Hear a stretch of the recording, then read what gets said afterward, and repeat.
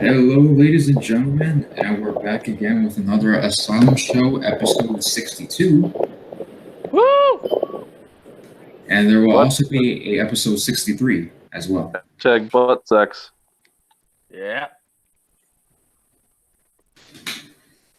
Beavis and Butthead. But,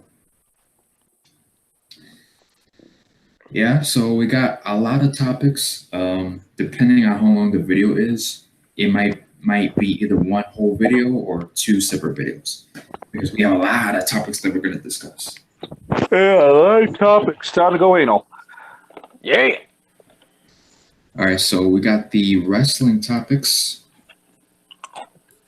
which are the All-In pay-per-view, the Moose heel turn that happened recently on Impact. It's not WWE. Who cares? Yeah, well, who cares about you? But We don't care. It's a WWE. Braun Strowman heel turn. So we're gonna talk about Moose and Braun Strowman turning heel. Braun Strowman made himself look like a weak bitch.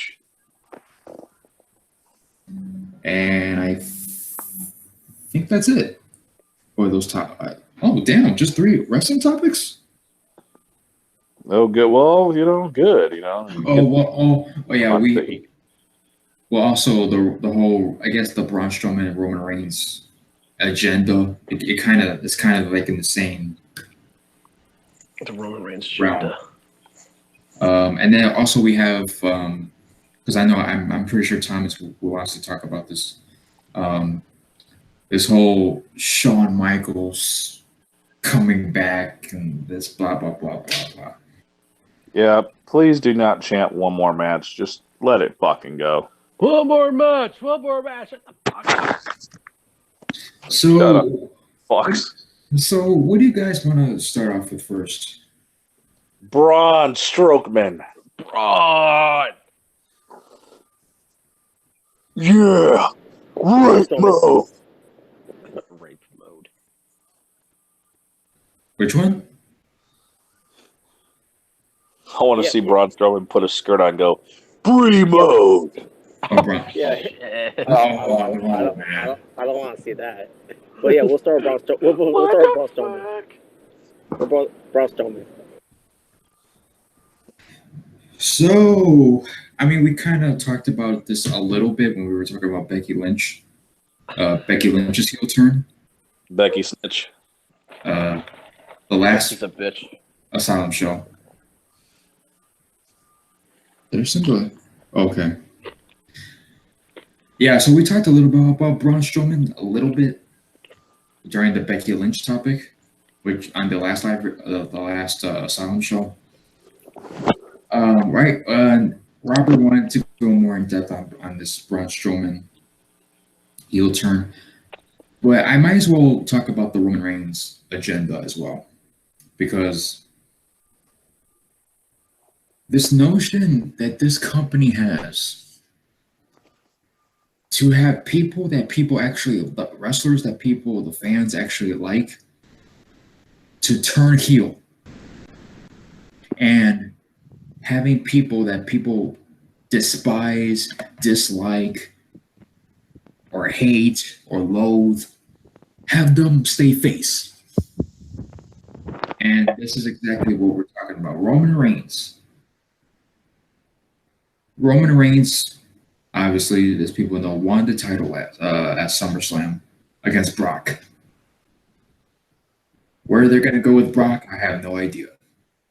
But when it pertains to now, you have Braun Strowman talking about, oh, I'm going to fight Roman like a man. I'm going to cash in at Hell in a Cell. Good guy versus good guy. Let's have a clean bout, right? Wrong. We're gonna have a heel turn. But which heel turn? Who turned heel, guys? Just for you guys to answer the question. Roddy Strokey. Yeah, Braun Strowman is the one who turns heel. And also, remember, he's such a big guy that can flip over trucks, he can flip over semis. But for some reason, he had to do a promo of how he can defeat 3 dudes. So 3 dudes are more powerful than a semi.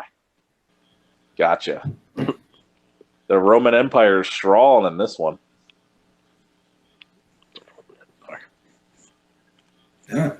Like we talked about this before. People like Braun Strowman. People like there's some of us that are not the biggest Braun fans. Robert has gone on video saying he likes Braun Strowman.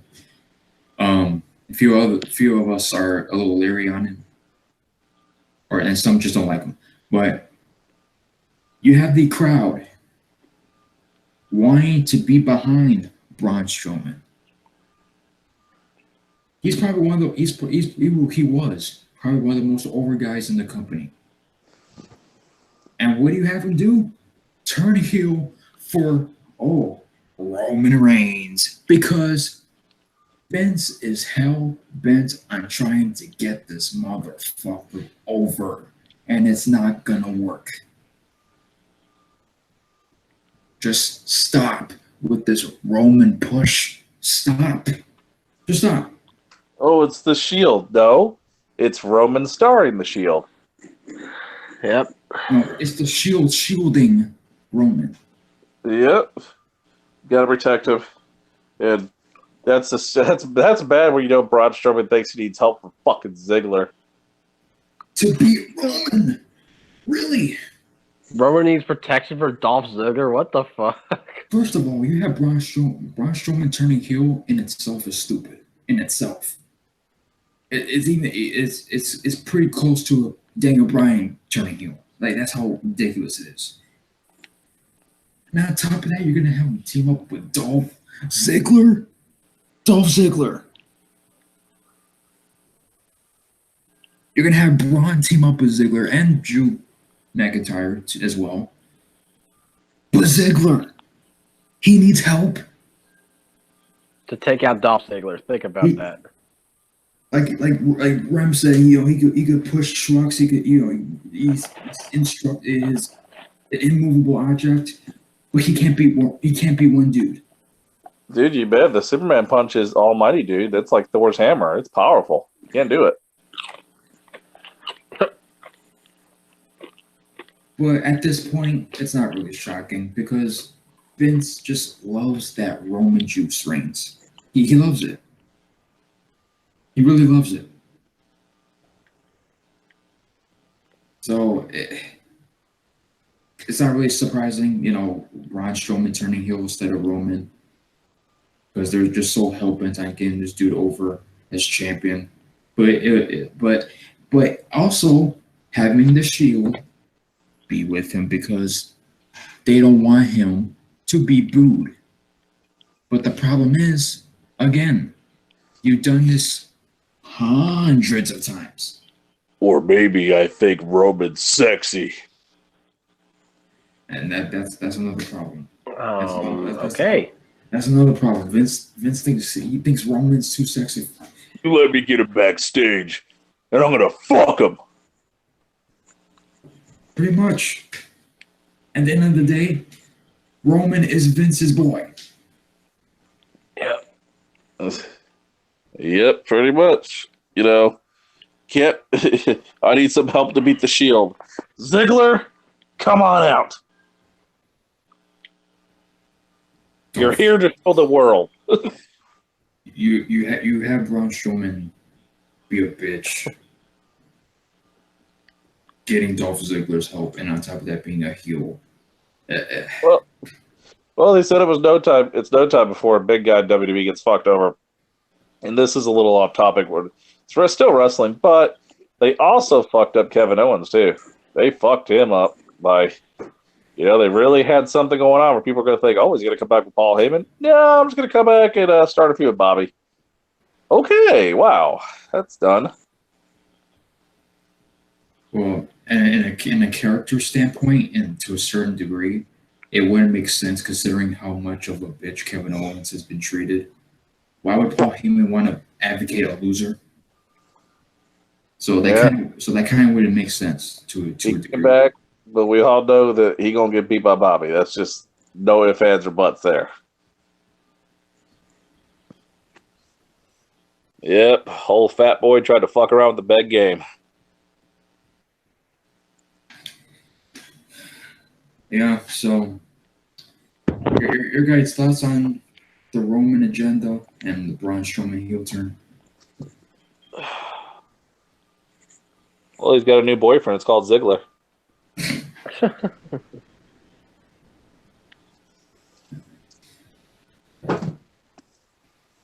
Yeah, Nick, your thoughts on this whole ordeal?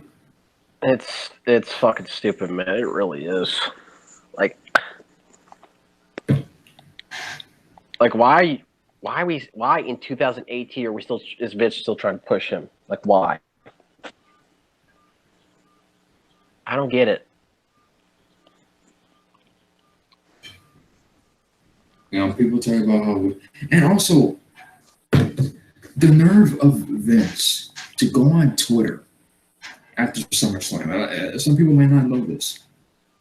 This dude's gonna put out the heat. Well, it wasn't really him. It was probably people, behind his Twitter account saying, "Oh, yeah, SummerSlam was such a success. I want to thank the fans for watching it." You don't give a fuck about the fans. Stop with that BS, man. You don't care Vince about can give two shits. Nobody gives a fuck, dude. Yeah. I want to thank the fans. When do you Yeah, thank the fans for your money. yeah. Give me all your money, you stupid faggots. Yeah. Yeah, I'm gonna tell you, give me all your money. What are you laughing at over there, Robert? What's so goddamn funny? Ah, you son of a bitch. Come on. Laugh it up, asshole. Laugh it up. While you buy me my new car. Yeah. No, what's laughable is your ratings. Well, My ratings are great, you bastard. oh yeah, like Roman said, oh yeah, revenue is sky high. Yeah. I put sky high on his fist. Oh, yeah. I'm sure you will. I'm going to let him wear a Wolfpack t-shirt while he doos me in the ass. Oh. Well, there goes that. Well, Yeah, too sweet. Yeah. LWO, Late World Order. Yeah.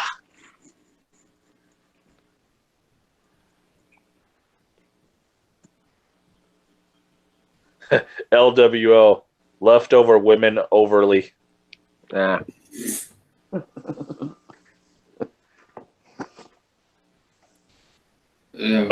Before I get to the list, Fuck the list.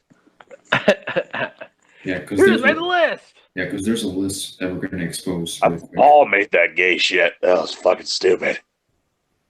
Yeah, there's a certain top 10 list, but before we get to the list, I made a top 10 list backstage with all the whores.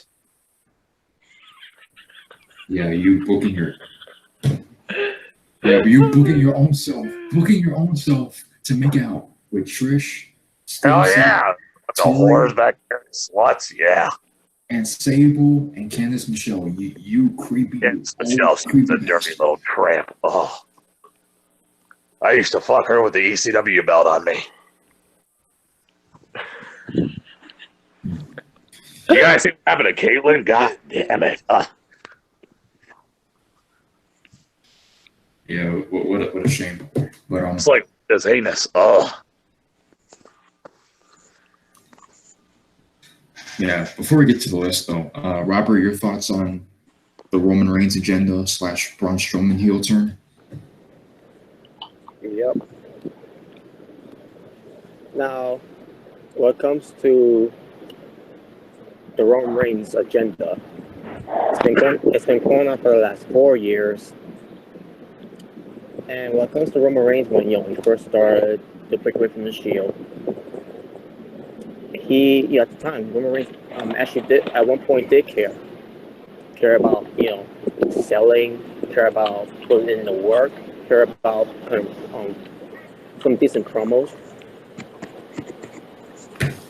Basically, when Roman Reigns that feels good, I'll give him a chance. Let's see what he can do. Let's see how he can grab the ball and run with it, right? And then, of course, the injury got in the way of Roman Reigns. which took him out for a while. And then the promos he was cutting, it was stupid, and then childish, and then the whole thing where he enters the Rumble and wins it. Was the whole agenda where we're gonna get Dan Bryan out of there, so we could get the fans to boo what they hated there out of the way, so that when Roman Reigns does win it, they'll basically get the hate and boo out of the system, and then cheer for Roman Reigns, and then work it off. You're breaking up, yeah. Oh yeah. Like we can hear you, but like the wind is like. Yeah, it's the power of Roman Reigns, yeah. But yeah. So as I was saying, Roman Reigns, win the Rumble, and then fans tap it on them, and then they basically using The Rock to try to address that heel, that heel heat, and it didn't work. And then we get to Roman Reigns, main event WrestleMania. 4 straight years in the fucking row. Not even CM Punk gonna get one WrestleMania main event of his time there. Even as WWE champion. Yep.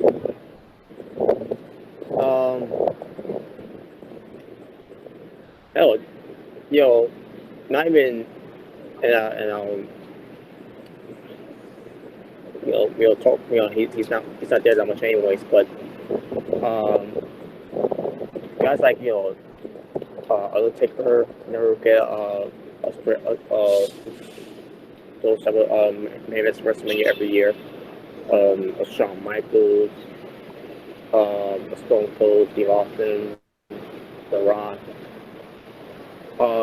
Brock Lesnar, to say at least, what doesn't matter if he's a part-time or not.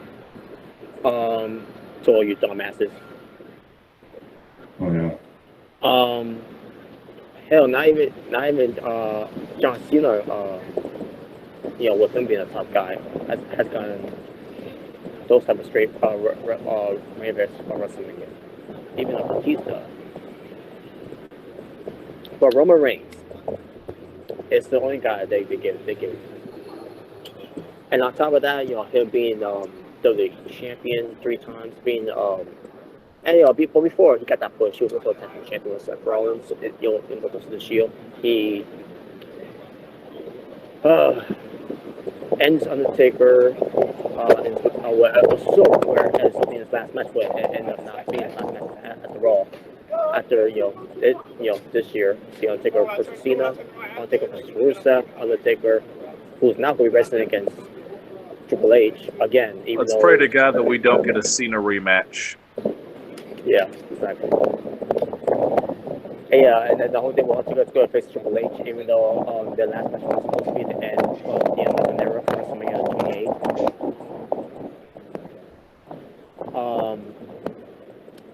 And then Roman Reigns becoming his champion, Intercontinental champion.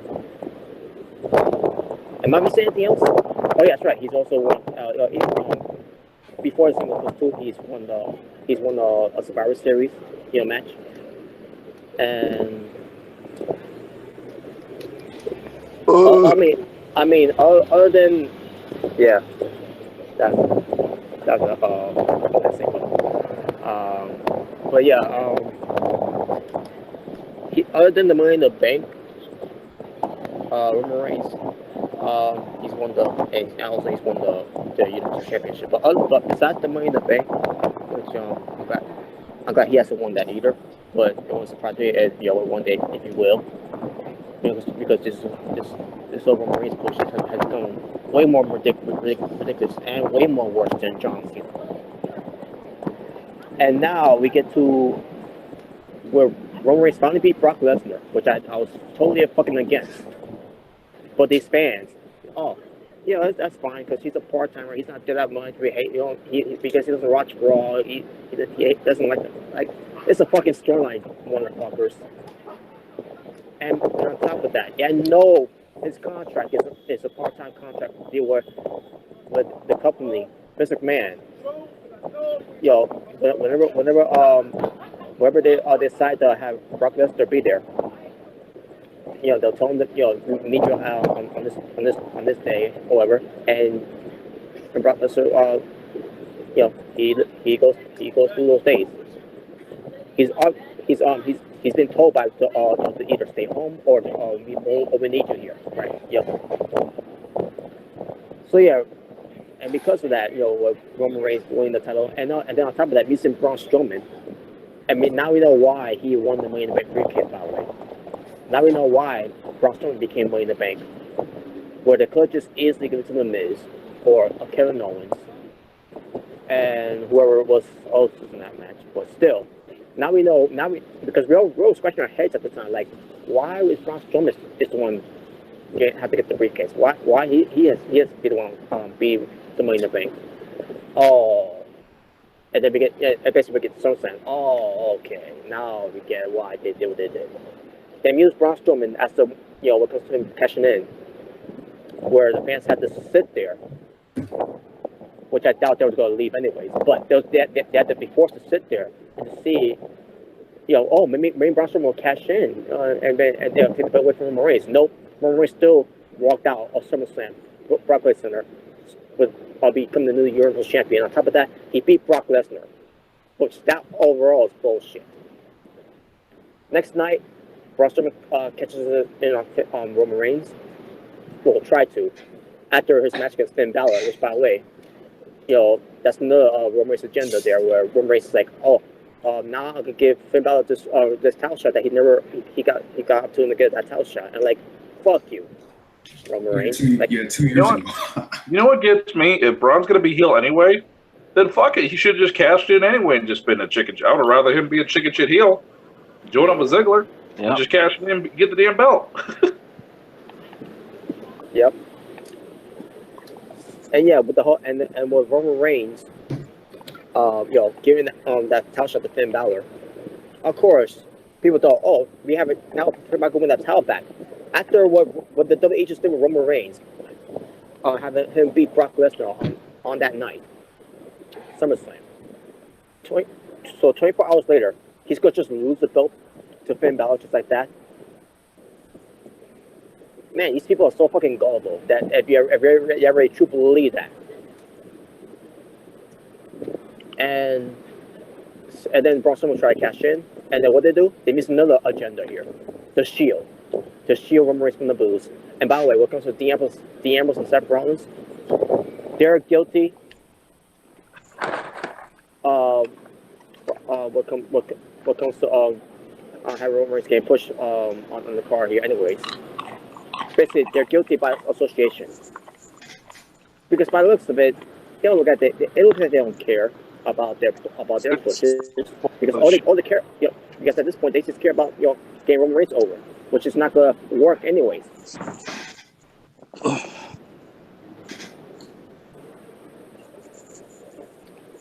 And now, after all this, all of a sudden Braun Strowman, after he's being liked by the fans, with this whole chant, get these hands, and then Braun Strowman, destroying stuff, turning things over and everything. Doing some funny skits and all that, where fans are liking him. He's getting over.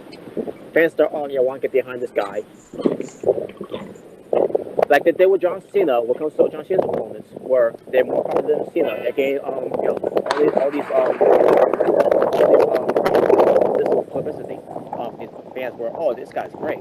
I like this guy. Let's cheer for this guy. We'll turn him heel. We'll turn this guy heel. Just against babyface John Cena, just like what they're doing right now with Braun Strowman, turn him heel, go up against the babyface Roman Reigns. So to me, I think that's so fucking stupid to have Braun Strowman turn heel. I mean, it's almost like it's the dumbest bullshit ever. Yeah, it's almost as stupid as turning Becky Lynch heel instead of Charlotte Flair.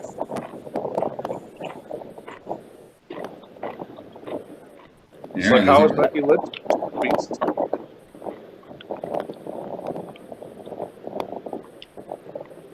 Yeah, they They did. didn't have, There's they didn't people have on to. social media. Go ahead. They didn't have to turn heel. There was no need to turn him heel. And now he is, and now the damage been done. And yeah, and the whole thing with like you said, with the cash-in thing. Why wait to tell himself? Why could you just do it right now? You're a heel now, so why could you just he could have just done it last week. The whole beat down on the Shield. He could have just Exactly. be right there, right in the middle of the ring. He was laid out. All you need is a fucking referee. I'd rather him be a little bit of a coward big guy than instead of, well, I need to join forces with Ziggler. No. Yeah, so we don't get a Wyatt family reunion. We had to get a new faction, apparently. With Drew McIntyre, Braun Strowman, and a guy that the WWE has been buried over the years in Dolph Ziggler. And by the way, whoever voted Shield best faction of all time, suck a dick and get off the drugs. Yep. Exactly. And that's another agenda there too.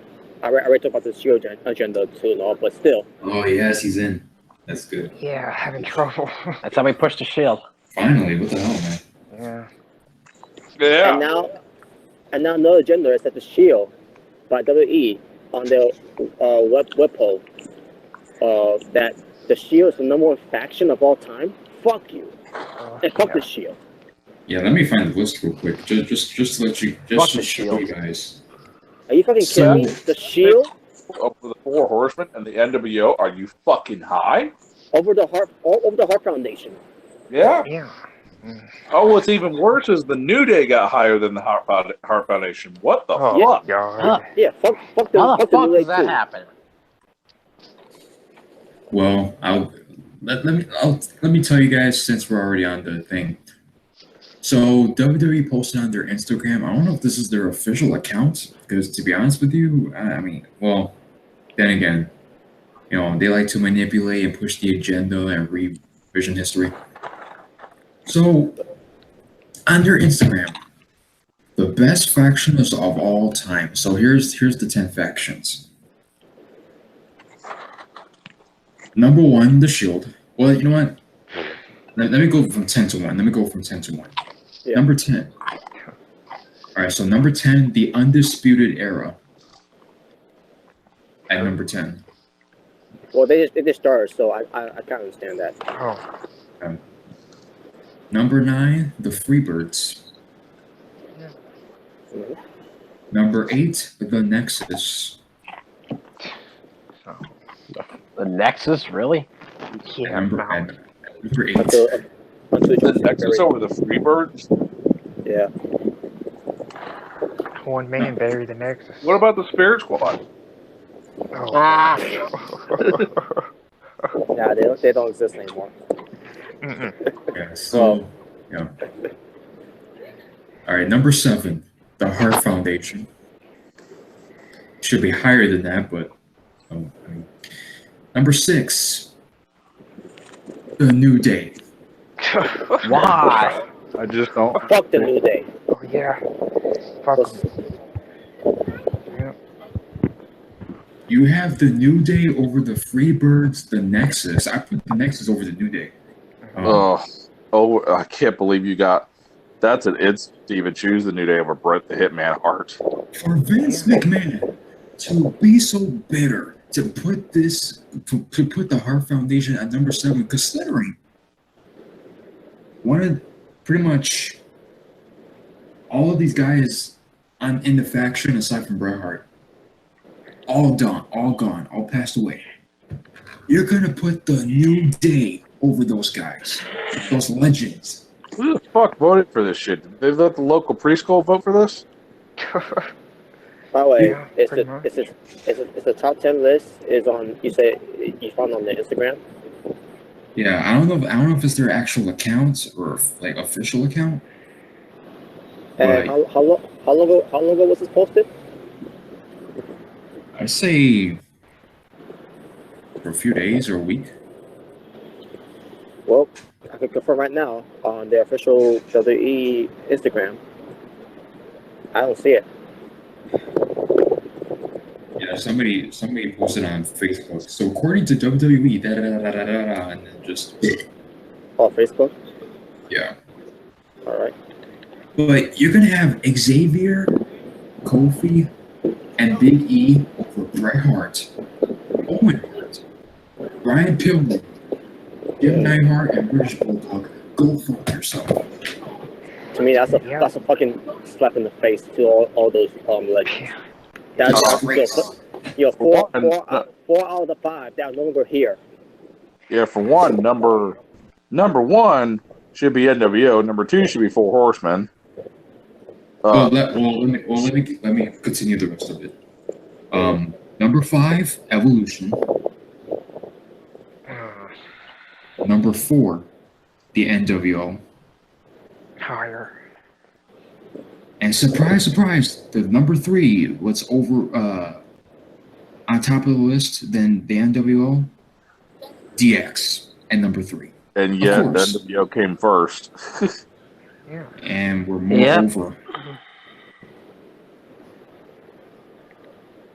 And I also find it funny that in the NWO picture, it's only Hogan, Nash, and Hall in the WWF at the time. It's not even the whole NWO. Yep, Kurt Hennig's missing. So of course, Vince wants to be bitter about DX and the whole NWO because NWO were WCW and DX were at their peak in the Attitude Era. But the NWO was more over than DX. That's true. Way over. They accomplished more shit, way more than DX did. DX got everybody to say suck it. NWO was taking over everything. It was fucking everywhere.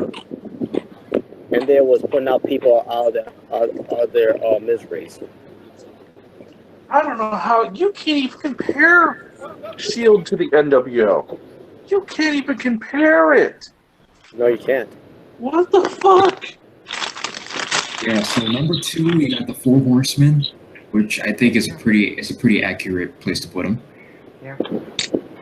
And the Shield at number 1.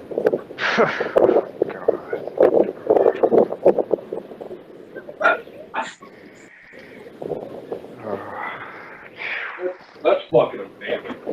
Yeah. First of all, Ridiculous. welcome to that list. Fuck the Shield. Fuck the New Day. Those two factions overall are fucking overrated as fuck. One of the factions fucking gay, and the other faction is just an overrated faction that's all about the Roman Reigns agenda. And you got GM and Seth Rollins who are guilty by association, which means that they don't care if they get over as long as their careers is struggling down by having this motherfucking Roman Reigns be shoved down everyone's throats and it's about getting him over. It's like damn dude, you like I wouldn't be as surprised if they had DX number 1 and they had the Shield like somewhere around the list, like at the top. Did they let Roman Reigns' little daughter vote for this? Oh geez. Like really? Not even DX at number 1. You have the Shield at number 1. It's just like that, dude. That's seriously like kids that voted for that shit. That can't be the real list of what they think was the best faction of all time. No. The Shield couldn't fucking scratch Hogan's balls in the NWO. We're just this a whole different ball game. You're talking about groups that were around when wrestling was huge, and groups that are around when wrestling that's lowest, and they're better. Fuck you. This list sucks. It absolutely fucking sucks. It's absurd. Like Vince a kid would actually vote. I bet you, Mike, you got kids out there that would probably vote. Oh, Roman Reigns over the Rock. Where's the Nation of Domination? Where's the Los Boricuas? Yeah. What the fuck? Where's the Nation? Where's the Von Erichs? Like, where are all these people, man? On the Dungeon of Doom. Couldn't make a list like that. Hell, the Dungeon of Doom were a better faction than Yeah. the Shield. Yeah. Even though that was goofy at the time, but still, they were a better faction. The Nation couldn't make the list, but New Day could. I am baffled. That's a disgrace. That's a disgrace. That's fucking bullshit. Yeah. Somebody just voted for that out of their ass. They're retarded. Yeah, there is. Well, we let one of those warrior kids vote for it. Oh shit. We couldn't get the LWO in there either. I'd rather have the What? DOA. Dude, I would rather choose WCW 2000, the Filthy Animals over New Day. Oh yeah, definitely. I'd rather have the DOA. It's ridiculous. And I don't know, like Hey, another thing. the Where's the Dangerous Undertaker Alliance? Ministry? The Ministry? Yeah, Mystery of Darkness. The Brood? The Brood didn't make it? Yeah, the Brood. What the fuck have we done? No Nation of Domination. Where are they? And where's the Dangerous Alliance? Where's the Triple Threat? Oh yeah, that's right. We can't put Triple Threat in there because they're ECW. Actually. Like, you're telling me the Brood and the Ministry couldn't make it to there, but the fucking New Day and the Shield could. Well, if you put the Brood and the Ministry in the countdown, the Nexus, none of them you guys would make it. None of them. I'd rather have the Los Boricuas. Who made this list? That is a bullshit list. Dude, I would rather pick the fucking Oddities over the Shield. Oh god. Oh yeah. Hogan. Kai Tai. I'd rather pick Vampiro and ICP. Oh god. Oh my god.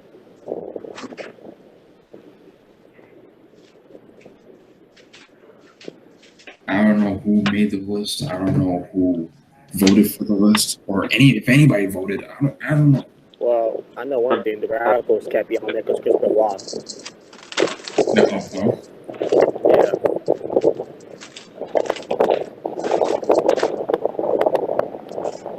And wow, you have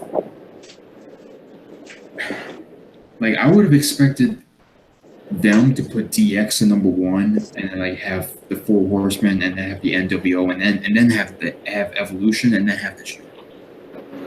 Right? They have the Shield over everybody else. Everybody, even Evolution.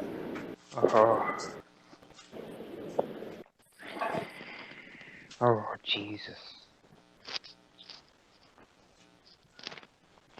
I mean, the only faction that's in the right place in this list is the Four Horsemen. Those are the only faction. That's the only faction that's in the appropriate spot. Hell, I will put the Natural Born Thrillers from WCW over the Shield and the New Day. Anything. I don't get this fucking selection. It's fucking stupid.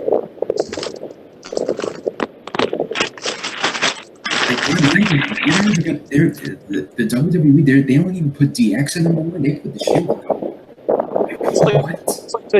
It's like saying, I like Dan and Brooke. I never cared about London Blaze.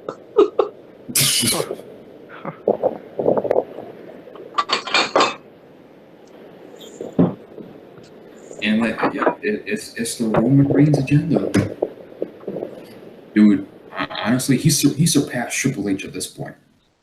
When it pertains to politics, he surpassed Triple H. Yeah. Like I'll even go further as to he surpassed Cena at this point. You know what the coolest thing is, though? Coolest thing that came to WWE lately? John Cena's new Dragon Ball Z slap. Oh, let's bury the shit out of this damn thing. Oh, This company shit. fucking sucks ass. Trash. So there was some show or some wrestling show, some WWE show, where you have John Cena and Bobby Lashley versus Kevin Owens and Elias. John Cena hits Elias with the AA, which is bad enough already. So he does this stupid stance. What the hell was that? What kind of stance was that? Some fucking dork. He hit Super Saiyan level 5,000. Like he looked like he was about to do like some kind of Superman punch. Oh, he does. He does his stance, and what does he do? Wink. We win. Like, what? What? What we tell you people He about like John Cena? he like taps the person and the person just falls down. Oh, What we tell you guys about John Cena? Trash. It was basically the WWE's version of the finger poker dude. Like that's what it was. That's the worst thing I've ever seen that John Cena has ever done. Besides that STF that he does. Like the finger poker dude was more threatening than this shit. Like it's ridiculous. So Elias officially got buried by a backhand slap by John Cena. And by the way, was this a recent house show that happened? Yeah, somehow show Lashley and Cena had their tag match with Elias and Owens, and Cena just had to make wrestling more fake than they make it out to be at this point. How people put him over is beyond me. It's beyond me. That was shit. He's making a mock. He's has ever since his debut make a mockery of the wrestling business. Yep. The shit factor of professional wrestling. How people defend him is beyond me.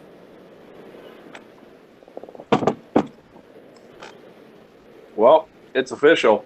John Cena and Roman Reigns now officially have the power of the punch. I mean, at least Roman Reigns makes it look like he's trying to knock somebody out. No, he just smacks the shit. He just slap. Super Saiyan level 12. Ah! That was stupid. What kind of finish? Seriously, what kind of finishing move is that? The 6 moves of doom. And now people are going to cry and bitch. It's the finger poke of doom. Watch people bitch and say, great, that's not going to be in 2K19. I want that move. Fuck you. Oh my god. Fucking Well, don't put it past them. First Yeah. off, I'm not gonna fuck 2K19 because the finger walk poke of past doom wasn't in it. damn day when I'm fucking their mom. now, before we get into the HBK one, because there was talks about Undertaker and this, that, and the other. I don't. You mean HB gay? First off, I don't buy it. First off, I don't buy it. 2, I believe Cena and The Undertaker are going to have another match. I think that that stupid slap that he did, I think that was a one-off. I could be wrong. Don't be surprised. Don't be surprised. It might happen. If On their John roster, it Cena and The Undertaker, I know this match, they're going to have a rematch. Yeah. If John Cena finishes The Undertaker with that, it's over. It's done. Everybody needs to boycott this company at that point. Because that would be the most ridiculous move of all time. Well, if they do have another match, I'll pass on that because I'll already set for one match that Undertaker had with Cena at WrestleMania. I'm good. That should be it. Now, I don't think they're going to disrespect Undertaker like that. I don't think they're going to do that. But they will have another match, and I think Cena will retire The Undertaker. Like they that's the thing. They have Roman Reigns quote unquote retire The Undertaker, and The Undertaker comes back. You have Undertaker Triple H one more match. Even though they had their end of the road match, and I like how they're trying to up this match up like it was it's right back to the Hell in the Cell match again. Like we forgot all about that match. Oh God, the legends are talking. Who will win? Who gives a shit? Yeah. they're old. I'm ready for. Gee, I wonder I who swear to won the God. match. Who gives a shit? If John Cena gets a fucking rematch and he beats Cena with the super punch, I'm done. I would like to see who would defend that. I would like to see who would, because that would be ridiculous. Mhm. But so, as far as the other topics go, we got Moose, we got HBK Taker rumor, and we got the All In pay-per-view. So, which one do you guys want? Taker. Taker. Yes, let's get that one. All right, Taker. so those for everybody knows that the Undertaker and Triple H are gonna have one more match. It's just like the whole Cena Rock match. Oh, the one and only, once in a lifetime match, and they had a rematch. Yeah, because the first match was Rock on over Cena, and the second match was the real once in a lifetime match with Cena was supposed to go over. Yep. And then you have Undertaker Triple H at the end of an era match at WrestleMania 28 with Shawn Michaels as the referee, and Shawn Michaels, Undertaker and Triple H, they all have a big hug at the rampway. It's the end of an era. It's blah blah blah blah blah. Now, it's bad enough that they're gonna completely forget, like nothing ever happened. The Undertaker versus Triple H. One more time. Yeah, the Hell in the Cell match never happened. You don't remember that? It never happened. Who's that fat fuck walking in the background? Fat fuck.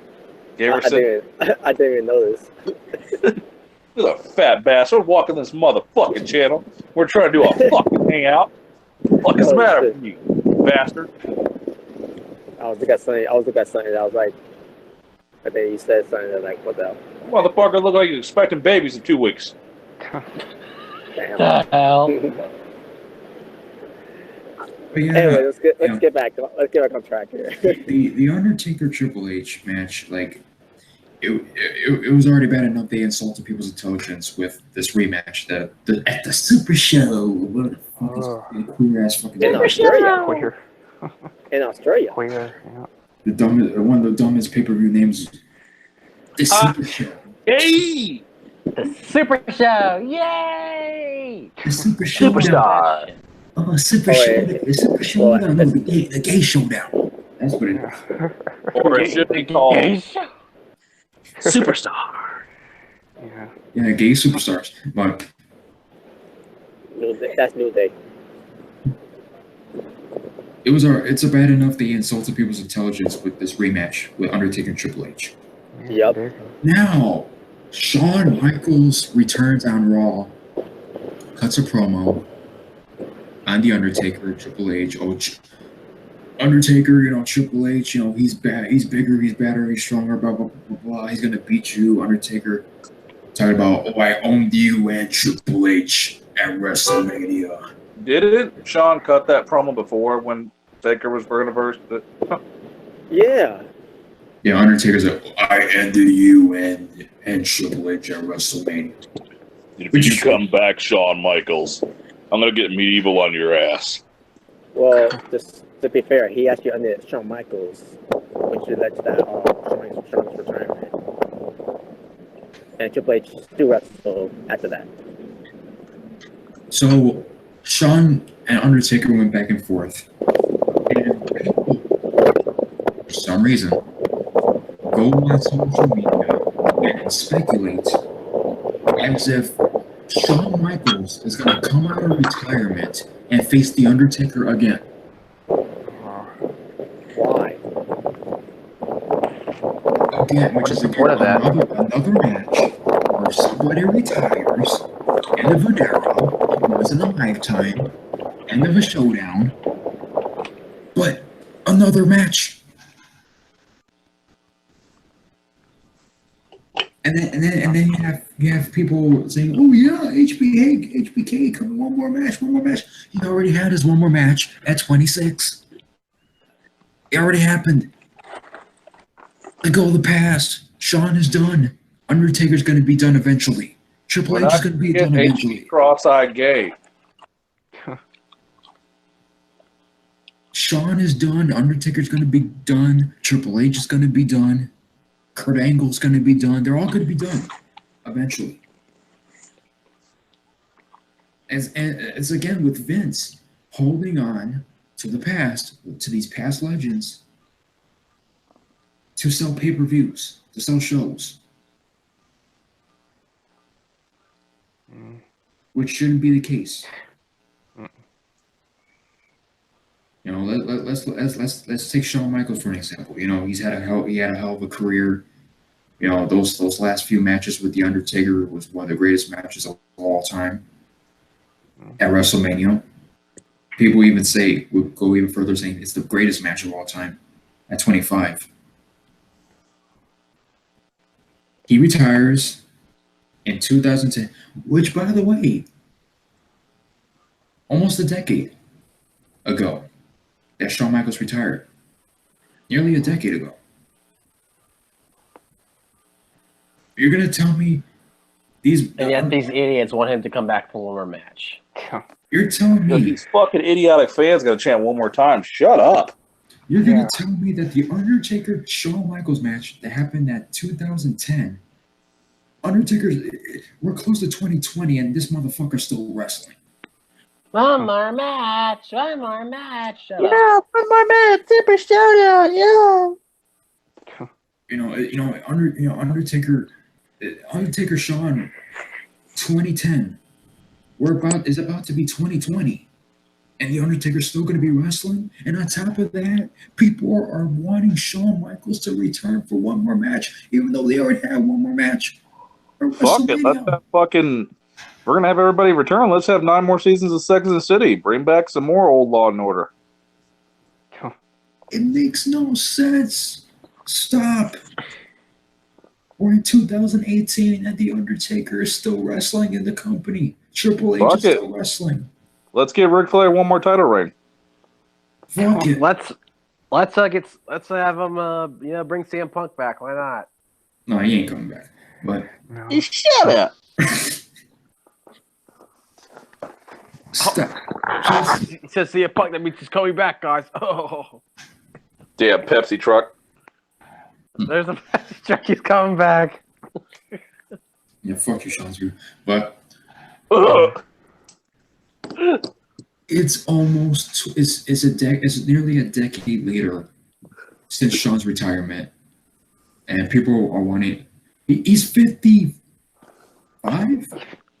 He's 53, I think. 53 years old. Yeah. Undertaker's 53 years old. I'm still the Heartbreak Kid, Shawn Michaels. So you want a 53-year-old to come back out of retirement to wrestle one more match? I can't tell where I'm going to super kick because both minds go both ways, but I got it.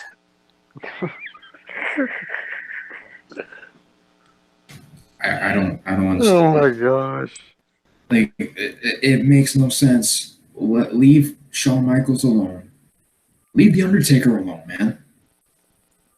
He beat Cena at WrestleMania in a squash match. Have him retire. Let him be done. Let him, let him, Triple H, all these guys. Kurt Angle is almost done. Let all these guys retire. Push the new talent you have, aside from Roman Reigns. People talk a lot about how WCW did this in 2000, but let's just not keep forgetting that WWE does this every week. Like Vince still has to rely on John Cena? Really? The Undertaker, Triple H, like nobody cares at this point, man. He's gonna eventually. All these guys are gonna get too beat up to wrestle, and he's not gonna be able to rely on them anymore.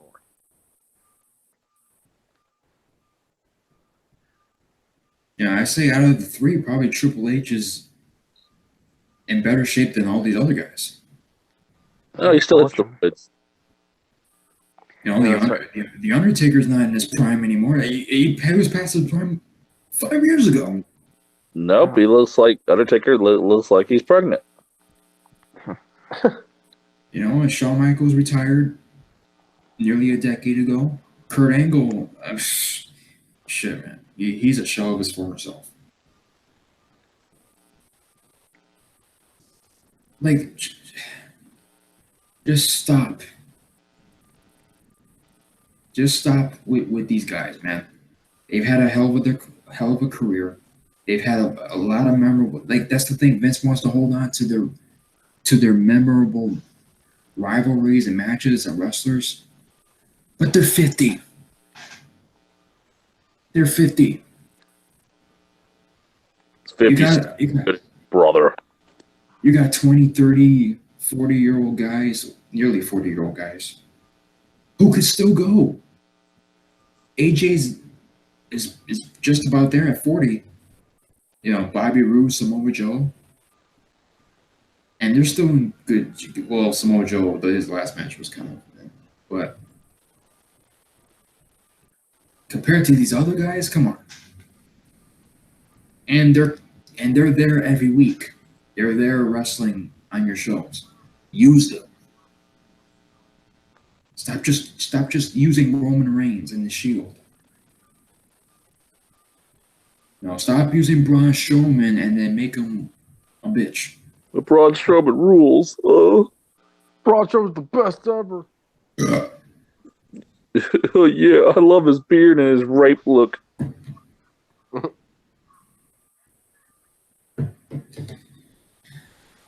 So yeah, what do you guys have to say when it pertains to HBK and this whole ordeal? Do you believe it? Do you not believe it? I don't really believe it. It's absurd if it happens. You know? Who gives a fuck? Who really cares? I mean,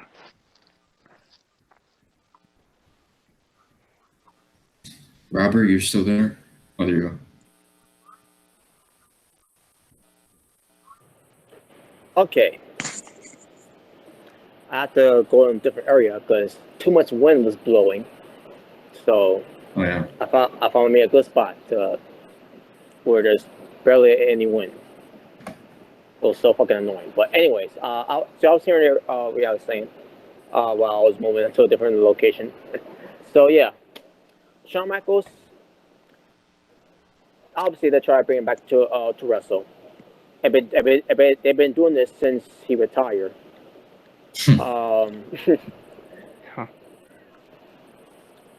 Shawn Michaels is not a Terry Funk. He's not going to be, I'm retired and then, you know what, let me come out of retirement, and now I'm retired, let me come out of retirement, and yeah, get what I mean about that, with Terry Funk. Yeah, I shouldn't know quite about that. But, Oh yeah. Shawn Michaels ain't no Terry Funk. He's not, when Shawn Michaels says he's done, he said he's done. Well, not knowing you guys know this, I'm assuming I could take your words for it, but Shawn Michaels was at the Royal Albert Hall for the recent UK Championship tournament that they did for 2018. And Shawn Michaels was there. He was, because he's because the UK division and NXT, they're doing great things there, by the way. And you got the crowds, the UK crowds chanting one more match too, because they want. Because Shawn Michaels mentioned that he wants to wrestle at Royal Albert Hall. When he was still wrestling. Oh man. Fucking shit. And even they were chanting one more match. I'm like to myself, oh my god, these fans, they're never gonna stop doing. They're never gonna stop chanting that. Shawn That's the problem. They don't shut the fuck. They should. You shouldn't have said that. So what Shawn Michaels did, he's like, guys, you gotta stop doing that. Yeah, please stop. Yeah, you know it bothers them. You know it bothers them. Yeah, it does. It bothers them. Oh my god, but yeah, Shawn Michaels, he doesn't want to come back to wrestle.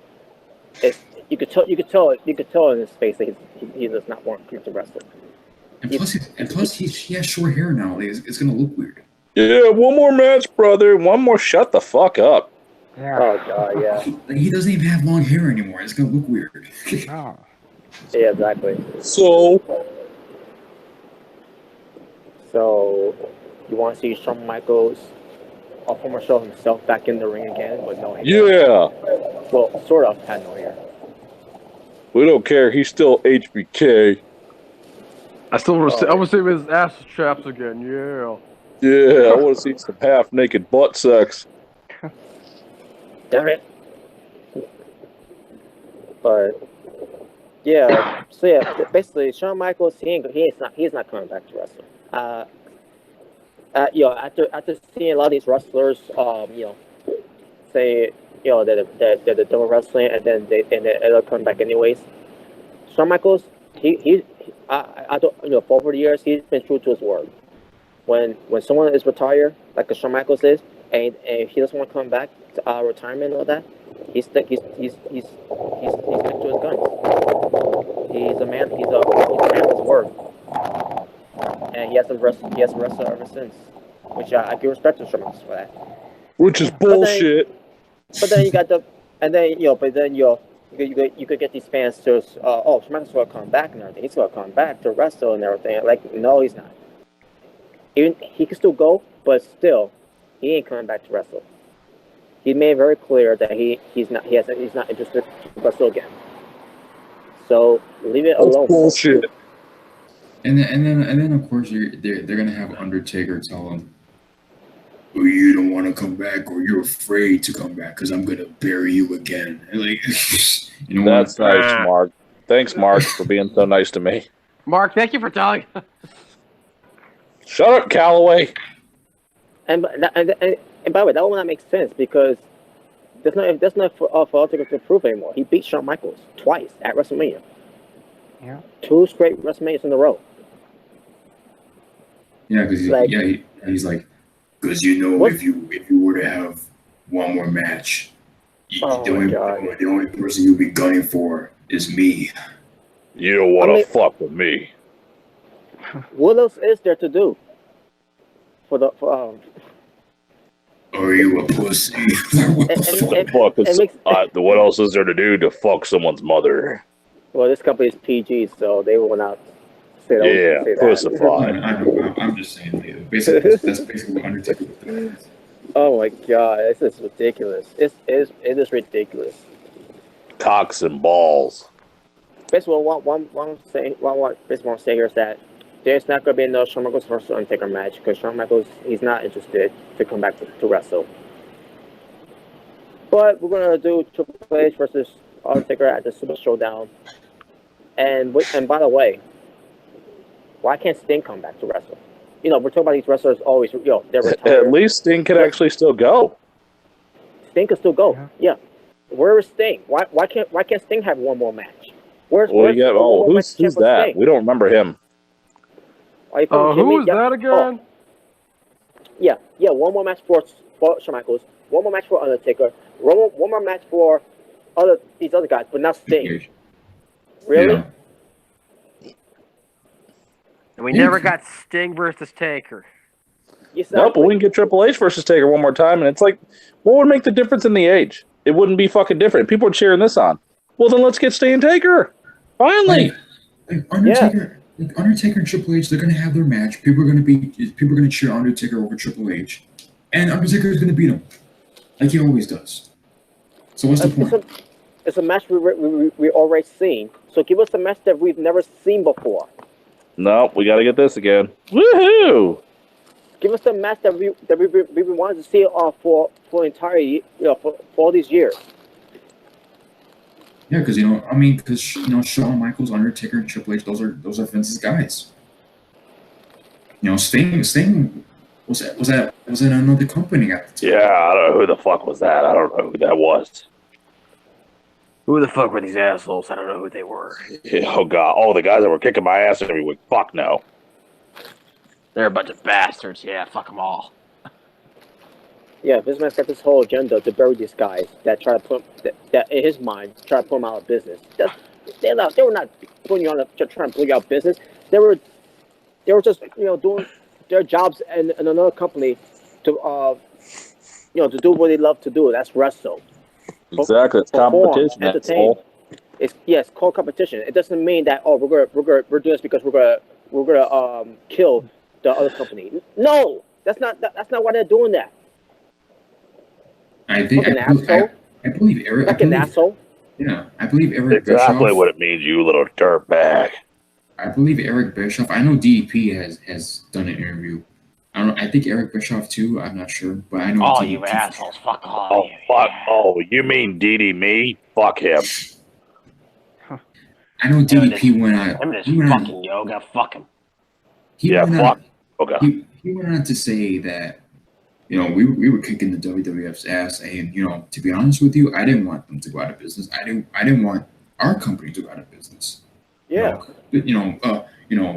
Competition. That's good. That makes both companies better.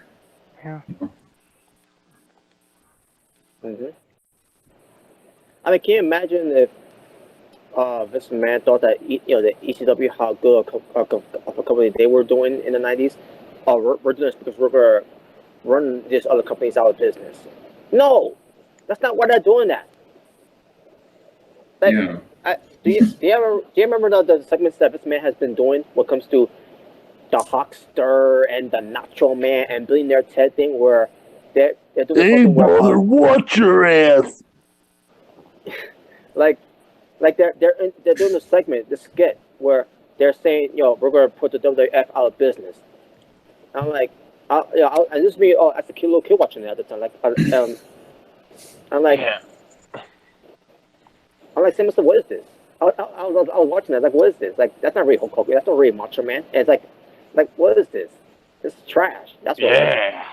Because he was bitter at the time because both Hogan and Savage went to WCW. Yeah, exactly. I can see now. Fuck. Yeah, Yeah, we got business. Yeah, we gotta rape their life.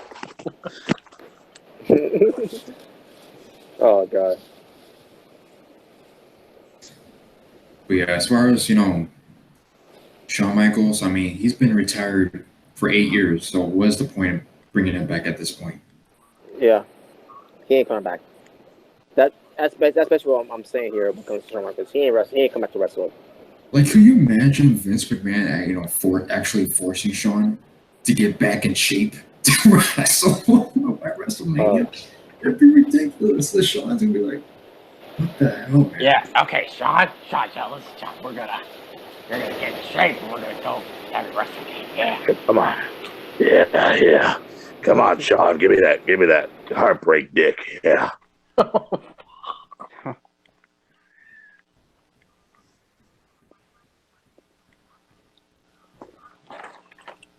I'm about to break something, his pretty little ass.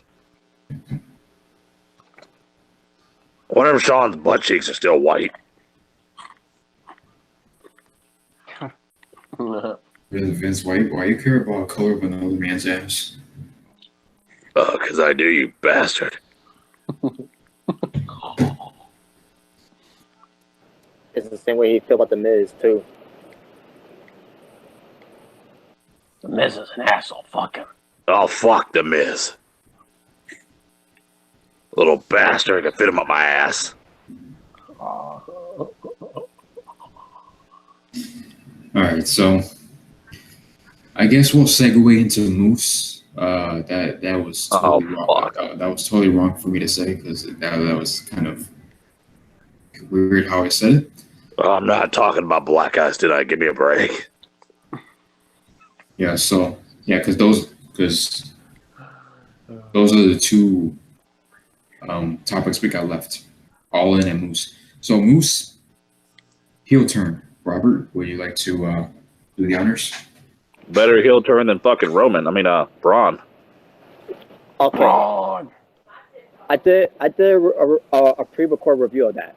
It's not up yet, but when I put it up, I'm gonna you'll hear how I feel about that when I get a chance to upload it. But because haven't got a chance to upload any other the reviews I've done when it comes to wrestling, basically. Basically when it comes to WWE and also Impact Wrestling. And then pretty soon I'll do a review for All In on mine. But we're also going to talk a little bit about All In as well after I talk about this. So Moose turns heel. I saw the show. And the whole thing where Moose is kind of promo with Eddie Edwards. He's my family. He's my brother, my friend. And before all that too, by the way, Moose made his return to save Eddie Edwards and everything, right? And then also what comes to this year too, and also last year as well. We see Eddie Edwards and Moose, always traveling together. They're like brothers from another mother, basically. Mm-hmm. And Moose is always there for Eddie Edwards, you know. And then on top of that, you got Austin Aries involved with this one in this program too, for this year. When it comes to Moose and Austin Aries having some problems with each other, where Austin Aries is calling him out by he's called Mr. Impact Wrestling, which is not true. And then the whole thing with Angelo Williams being attacked by Austin Aries while Moose wasn't there, and then Moose cut a telephone promo, or whatever. Remember that one where he's like, to Austin Aries, don't forget, Payback's a bitch. Yeah, that was fun. So yeah, that was a buzz. Hold on a second.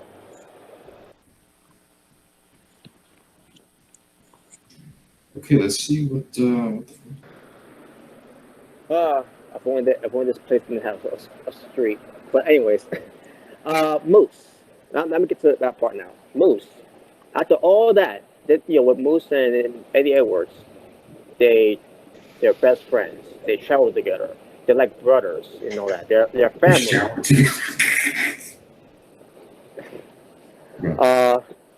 But yeah, and then Moose gets attacked by, obviously we are at the scene the coin card. We know it was Killer Cross that did that, and then Moose comes out to where at first it was a handicap match, and then also Aries was going to tag Killer Cross. He jumps off the apron, and I said to myself, "What the fuck's going on here?" Like, and then all of a sudden, Moose gets tagged in by Eddie Edwards.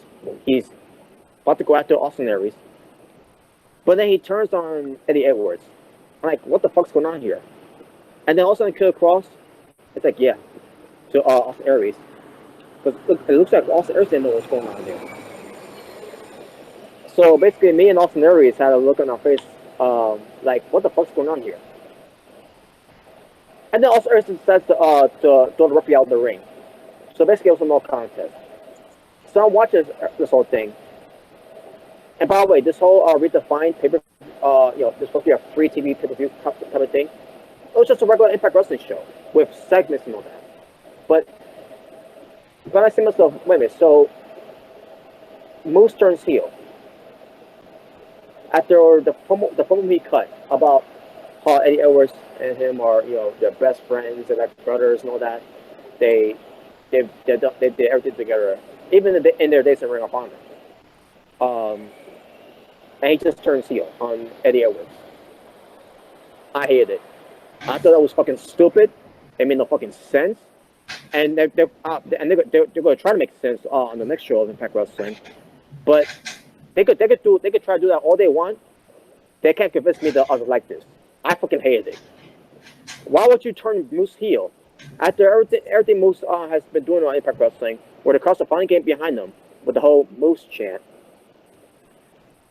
For an out of nowhere heel on his best friend Eddie Edwards. Are you fucking kidding me? Like, who the fuck thought this was a good? I don't know if you guys enjoyed it, but because I didn't get a chance to watch the full live reaction of it. But who the fuck enjoyed that? I didn't. I thought it was fucking stupid. It really was fucking dumb. Like, really? You gonna turn Moose heel on Eddie Edwards? And after what Austin Aries did to Moose during their build-up for Summiversary? Yeah, plus you have Austin Aries and Moose, have a little rivalry. They had their match at Slammiversary. And then he leaves for a while, and then he comes back, to save Eddie and just joins them. You just wrestled him for the title at Slammiversary. You just wrestled him for the title. That was so fucking dumb. I mean, I didn't hate it. It just threw me off. I mean, what? Moose turned heel? It threw me off, and then at the end of it, I was like, yeah, it makes no sense. I was like, this makes no sense, and I thought about it for a few more times, and I said to myself, yeah, I fucking hate it. I thought it was so fucking stupid. Like, I don't see Moose as a heel. I mean, that's me. That's me. Moose as a heel could draw some ratings. Motherfucker, he couldn't draw straws. Like it looked like they were actually going around with actually eventually having Moose be champ. What the fuck? Fuck? What the fuck was that? I have no idea. I think it's a truck. Fucking asshole. Oh, No, I think fuck someone- himself. Fuck him. I think someone truck across the street, and then Yeah, you go. We'll hook up some of that C4 to the back of his truck. Oh, teach him a lesson. Oh yeah. By off topic, I was at Brooklyn, a few years back. I forgot what the park. I forgot the name of the park, but I was walking to the other side to get to the park. A big ass truck almost nearly ran me over. I'm like, what the? That's almost happened. That's what almost happened here, I guess. Damn. Well, weren't you supposed to get your spider senses and move out of the way? Oh, I did. I mean, it didn't run me over when I heard ding. I'm like, yeah, okay. Fucking truck driver all drunk on beer and shit. Get out of the road, you patty waste! What's going on? Oh, well, we got something going on in New York right now. I'm gonna go home and slap my wife and have another fucking beer. And watch some Charlie videos and cry. Get out of my way, you asshole. Cock beer. Slap your wife and cry. Oh, and then Go home and get me some cock beer. Cock beer. You're gonna slap your I need wife. some beer. You're gonna I got some slap. beer. You're gonna Luke, slap your wife. and- tablet. Need a cock beer with that tablet. Slap your wife and have a beer. Remember to go That slap bitch my is gonna get it. Well, in this case, slap your mother or grandmother. What? I love New Day. You're the best ever. Bitch ass. You know, but as far as Moose goes, it's like it looked like to me that they were gonna eventually have him become champion, like at Bound for Glory, you know. But I can see who's going to get that title shot. Unfortunately. No, it better not. It better not be. I don't want to bring him up yet, but if we get to that point, then I know who you're talking about. Can we get a title reign with oh god, what? Can we get a title reign with oh fuck. And by the way, another thing, bad call to have Moose turn heel, because at the All In show, on the 0 Hour audition one, Moose was working in that match as a babyface. Bad timing. Bad timing.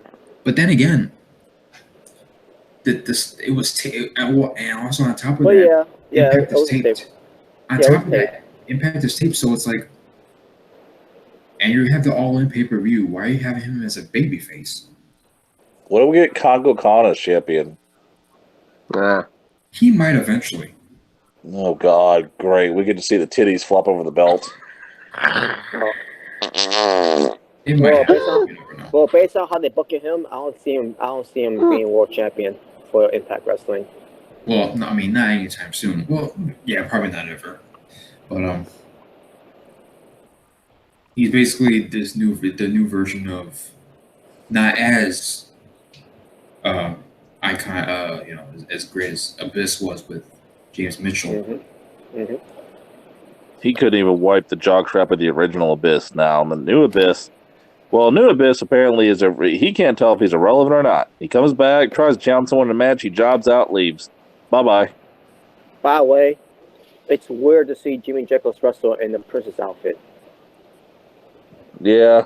That's not surprising to me. It's like take a monster serious when they're getting beat up by Legos.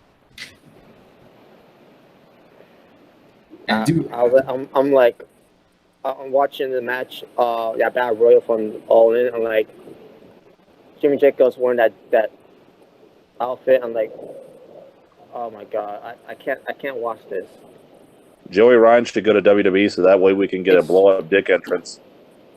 And he's supposed to be you know how he calls himself the princess and everything like some stuff. This is fucking weird. Like why should I care about watching Jimmy Jacobs in that outfit? And like that's not Jimmy Jacobs. Why is he? Why is Dude's he? calling Why himself is he a in the outfit? princess? Yeah. Jimmy Jacobs has gone full fag mode. But like what? This is not him. Why is he doing that? So he's pretty much Joey Ryan 2.0. We have the right to push the gay agenda. That's what it is. Everything's got to be gay now. What is up with that shit? They're pushing the agenda. That's what they're doing. Yep. Jesus. Yeah. Speaking of All In, let's get into it. GMOW, gorgeous men of wrestling.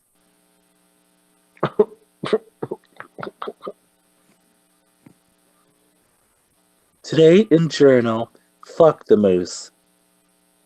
Well, And then this car today, I'm going to blow up and put the car bomb. And then moonwalk all over Roman Hall's ass. Why his ass? Really? his ass. Yeah, thumbs up for that one. Let's see here. There's the porn.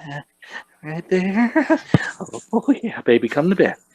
Oh, I can't tell if Rem's being Deadpool or the Joker right now. I can't tell. man. Oh. What are you guys talking about? I'm watching Robert read his book. Pick up the kids on Wednesday and go fuck Tina Tuesdays. Oh, yeah.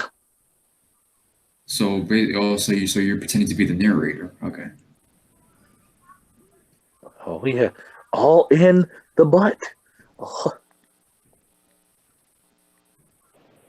Let's get into it. So All let's right. go ahead and talk about this. Oh, yeah, let's get into it. All right.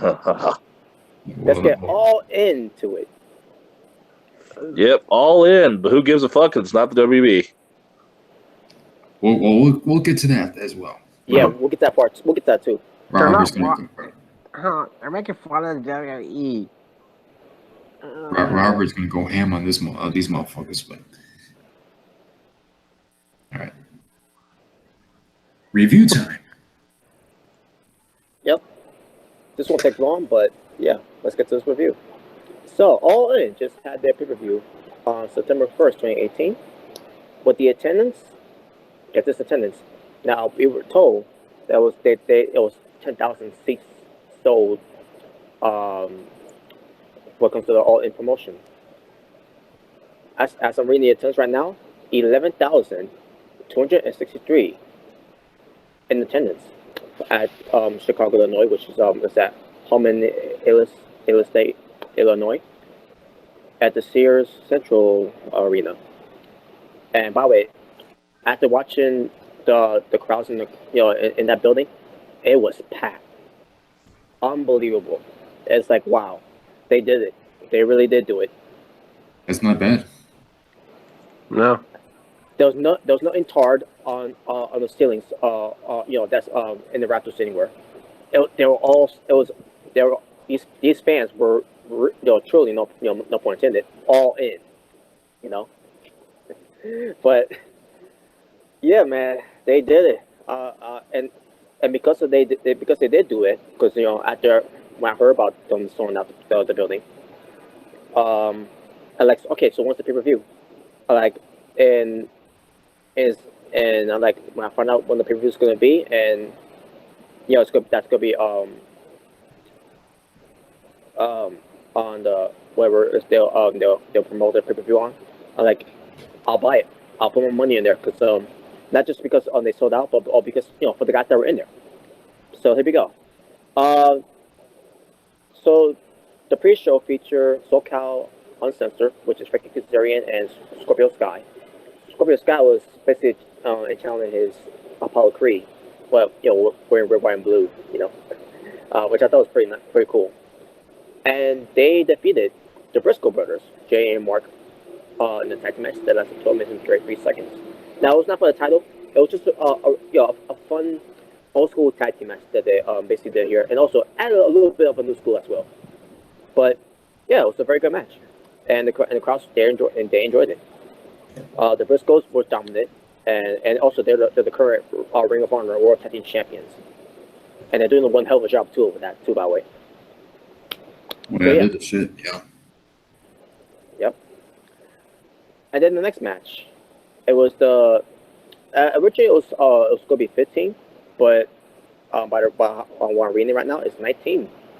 In this over budget battle royale, determine the number contender to face Jay Lethal for the Ring of Honor World Championship on the main card of All In. This match lasted 17 minutes and 6 seconds. Now, for the participants that were in there, the babyface Moose. Impact, fuck you for that. Pretty much. And I say that with love, by the way. Hmm. Anyways, Brandon Cutler. Now, I can't remember who Brandon Cutler was, but whatever. Nobody knows. Who's that? I mean, I will look it up right now, but I don't want to waste too much time. But Chucky T, who's also his partner there, Trent Barrella, together they're known as best friends.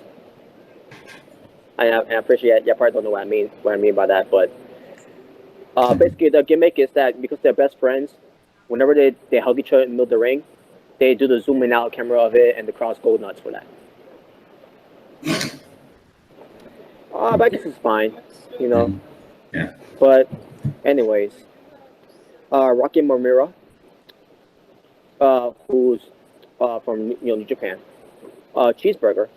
Now, here's the thing about Cheeseburger. I didn't even see him in the match at first, and then all of a sudden, oh, okay. So he's doing some weird thing with his hair now. Whatever. Fuck. The Hurricane. Yeah, the Hurricane.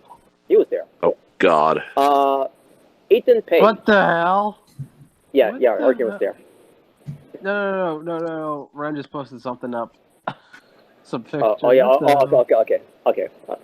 I'll check out later though. But yeah, Ethan Page, who was once called Chandler Park for this whole Park attorney law thing from Impact Wrestling. Yeah, that was a failure. And anyways, Tommy Dreamer was there. And then we get the princess, Jimmy Jacobs, in his princess outfit. Ooh. But to give him credit what he did in the ring, he did a better final shuffle than John Cena. And he tried to do and he tried to do the pedigree, by the way. But then he got stopped by someone and he got eliminated from the match. Which, by the way, I'm kind of glad he got eliminated from the match because I couldn't watch him in that princess outfit anymore. Anyways, Punishment Martinez. Now, for those who seen Barry Corbin on TV, if you check out who Punishment Martinez is, that's what Barry Corbin should have been in WWE. Just saying. Austin Gunn, the son of Billy Gunn. Speaking of Billy Gunn, he was in the match too. And then we got some small, skinny dude named Marco Stunt. Oh, some little bitch. Whatever. I mean, he was getting thrown around everywhere and all that, but first I don't know who this guy is. Never seen him before, but I like him. So wait, so he's a wrestler? They actually let this guy fight? Oh shit! But whatever. He was not my big issue. Well, a little bit, but still. Like, why you in this match? Brian Cage was in there. And they had one woman wrestler in there, Jordan Grace. I don't know if you guys know her. In fact, I don't even know her either. But after seeing her, pretty good. Coco Bana and Bully Ray. And I didn't mention one person, by the way. There's one person who's in the in some kind of costume, and I think he called himself. Let me see. I'm trying to remember. something about job got what I don't know. I don't remember what it was, but this guy revealed himself later on to be in Flip Gordon, and basically Flip Gordon was on the Battle Royal, and by the Battle Royal, it was pretty damn good, except for the fact that Jim Jacobs wore that person's outfit, and it lasted 17 minutes and 6 seconds.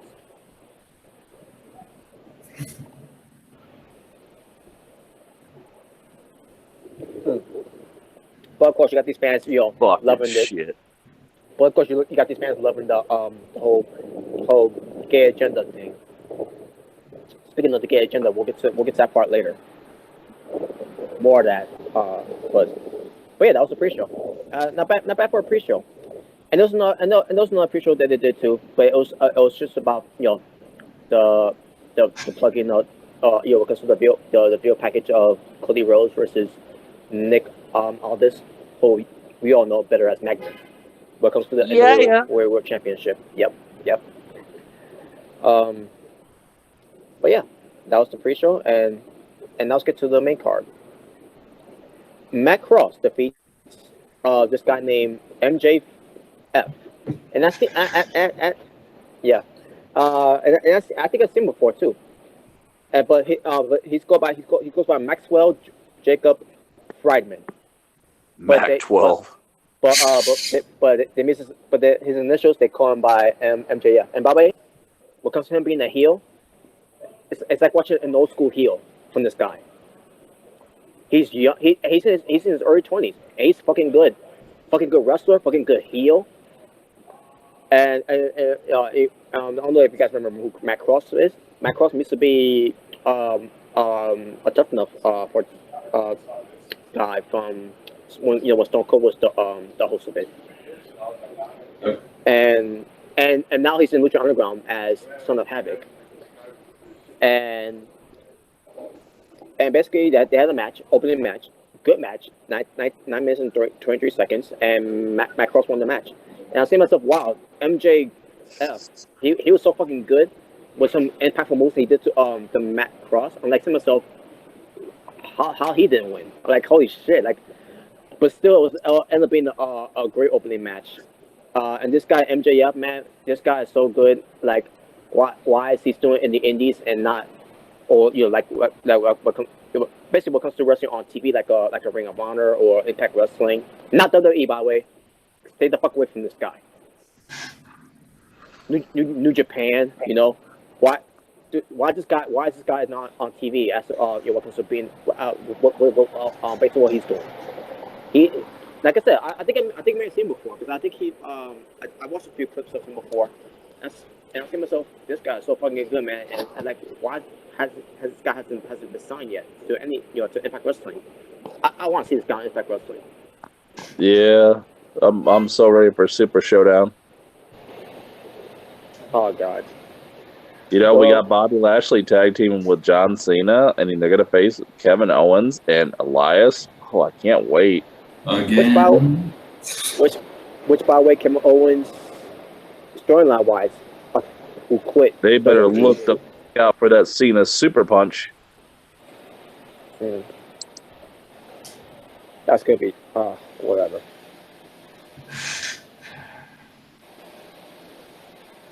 So yeah, a great opening of All In for Matt Cross versus MJF. Then we get Christopher Daniels versus Stephen Amell. Stephen Amell, who played Green Arrow from the TV show Arrow. The match itself, it was alright.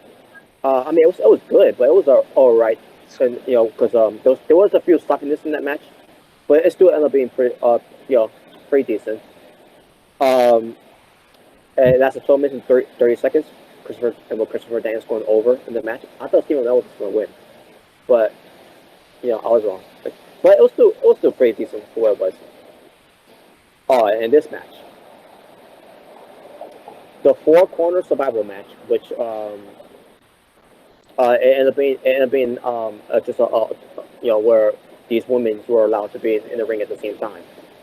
Tessa Blanchard, who was being accompanied by Magnum TA and her father Tully Blanchard,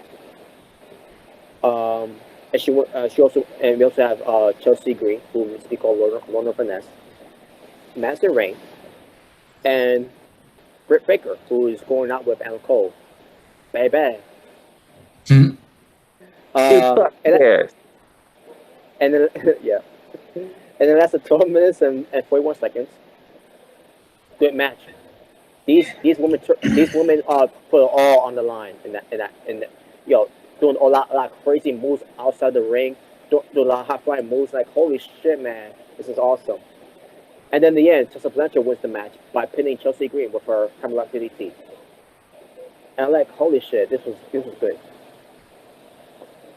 Yeah, even the women's and all in. Put the WWE women's, not all of them, but a few of them. It's a shame what comes to women's wrestling. You want a real women's revolution? Look at what they're doing outside of WWE. Why have that when we can watch the Roman Revolution? Oh my god. Well, you need a lot of fans to get behind that bandwagon.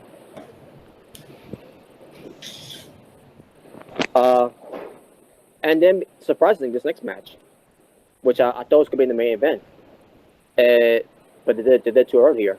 But yeah, Cody Rhodes being covered by Randy Rose, Diamond Dallas Page, Glazer. Yeah, for those who don't remember who Glazer is. And Tommy Dreamer. What comes to the Nightmare Family faction that they're doing? First is the NWA World Heavyweight Champion, Nick Aldis,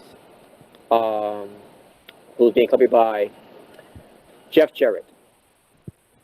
Fuck Jeff Jarrett. Oof.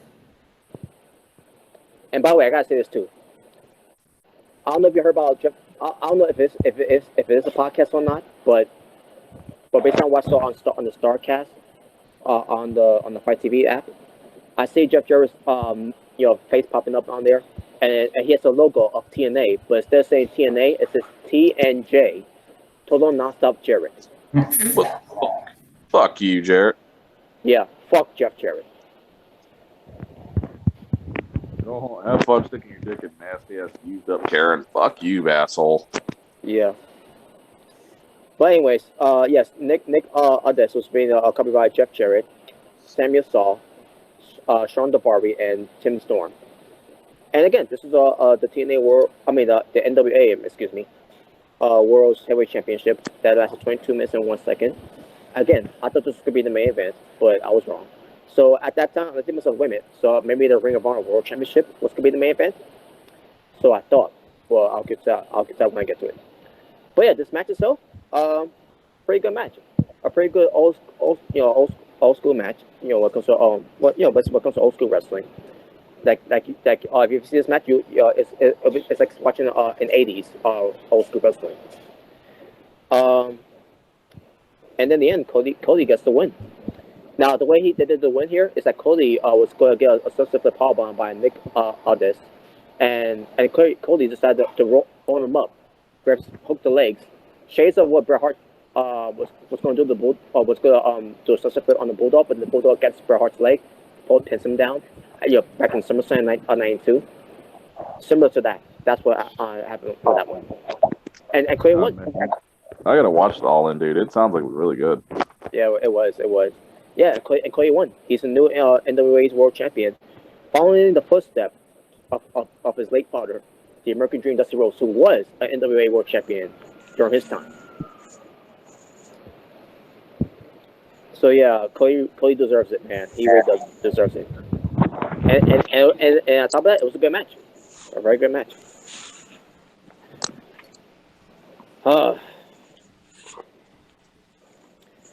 Before we get to this next match, there was a segment that Adam Page, Hangman Page was having a dream, and basically they show clips of the Elite show that they did on YouTube that had Joey Ryan in there, and then the whole thing with a talking cowboy boot, and then Hangman Page was killing Joey Ryan with the telephone, whatever, on his dick, whatever. And then Joey Ryan was laying on the bed, bleeding, and like, I'm like, what the fuck is this? The fuck? So then finally he wakes up because Nick Jackson was waking him up, and then he starts stroking him, and it's like, I'm telling you, you're up next and everything, and then that's when he left, and I'm like, yeah, that was, I was like, yeah, that was bad. And I say to myself, well, thank God I don't see that. Thank God that's gone now. And I say to myself, maybe that's probably it for that segment. And then also I was like, Heyman Page, in this match, please redeem yourself here. So Heyman Page defeats Joey Janela, who's being accompanied by Penelope Ford. And this was a Chicago street fight, 20 minutes and 8 seconds. Holy shit, what a Chicago street fight this was. This was, holy shit, as hardcore as it gets. Now, there wasn't, I don't think there was much blood on it. I don't think there was that much blood, but still, the only blood we had on the show was Cody Rhodes. But this has been a good match too. Penelope Ford, this girl, she is so fucking hot, and she's a fucking badass. She takes shit from no one. So she went up against Paige in the match. I thought to myself, maybe she's gonna cower away from him. No, she didn't. She stand her ground, and I like, wow, this is awesome. And like, she's fucking turned me on here. Uh-oh. Yeah, Penelope Ford, man. I think I've seen before too. By the way, I don't remember if I did see her on YouTube. Yeah, she's fucking fuckable. Oh, but yeah, she's like, wow. I want to see more. I want to see more of her. Yeah, good old rape shoes. And she took some bumps in the match too, by the way. And she went up against Adam Page in the match, because a Chicago street fight and everything. In the match, they had the cowboy boots there. I'm like, oh my god! Basically, the cowboy boots that him and Page was wearing, and also that was in his dreams. And then the telephone appeared where Adam Page was missing it to hit Joey Janela, and also he ends up by doing I keep forgetting what the fish move was called. The Rite of Passage, I think it was called. Off the ladder, do a table. Like holy shit, that was awesome. And that's how the match ended. But it wasn't over yet, because for some stupid reason they decided to do a segment where Joey Ryan was being, was getting an erection on his death. Yes. Oh yeah, erections. And so basically, they did an entrance of guys in dick costume.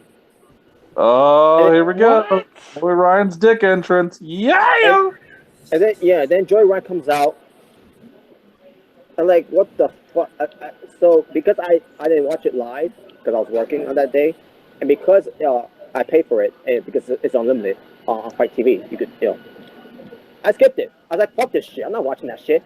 Well, what the fuck do I want to watch a guy doing a dick flip onto Adam Page here? To a wrestler, I bet people were actually popping for that gay shit.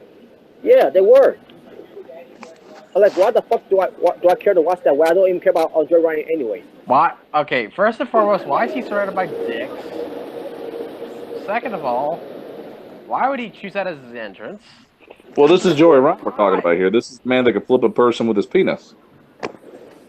And third, why is there an erection segment?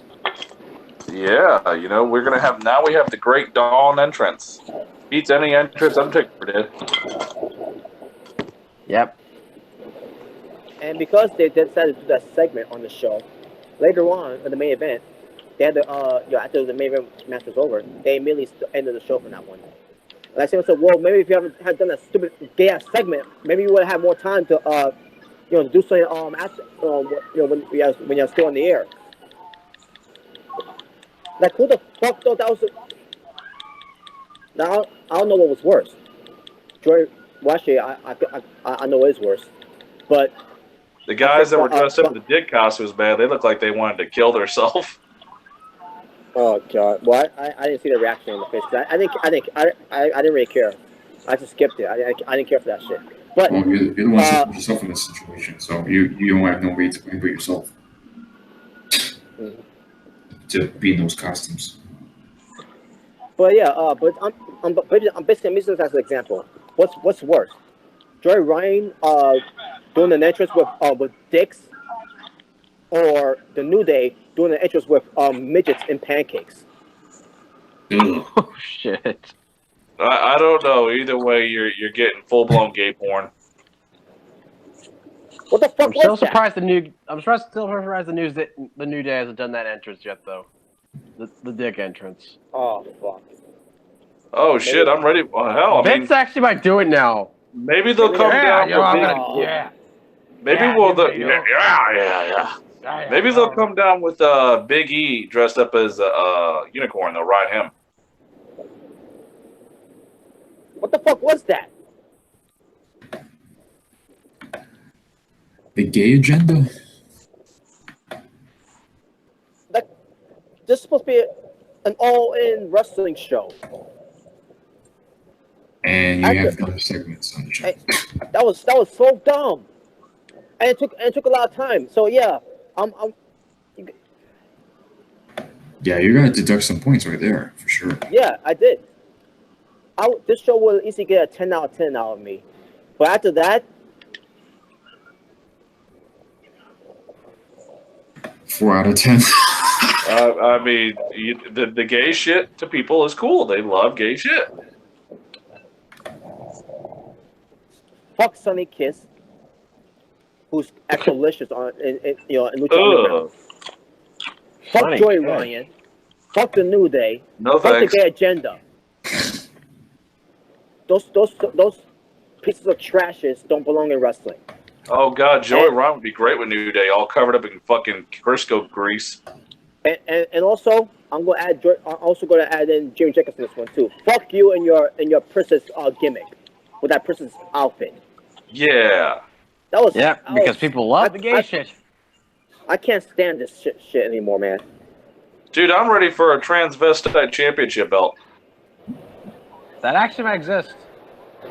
Oh yeah, we're gonna get training champions now. It's could be a training one. James Ellsworth, the first transgender champion. Yep. Dude, I don't even know what the fuck that is. Like seriously, what's that got to do with professional wrestling? They make it every day. They make something to make wrestling look like a joke. And some people wonder why Jim Cornette doesn't like this shit. And whatever. Oh, he despises Joey Ryan. He despises him. I mean, I could disagree with some of the things that Jim says, but a lot of it I agree with.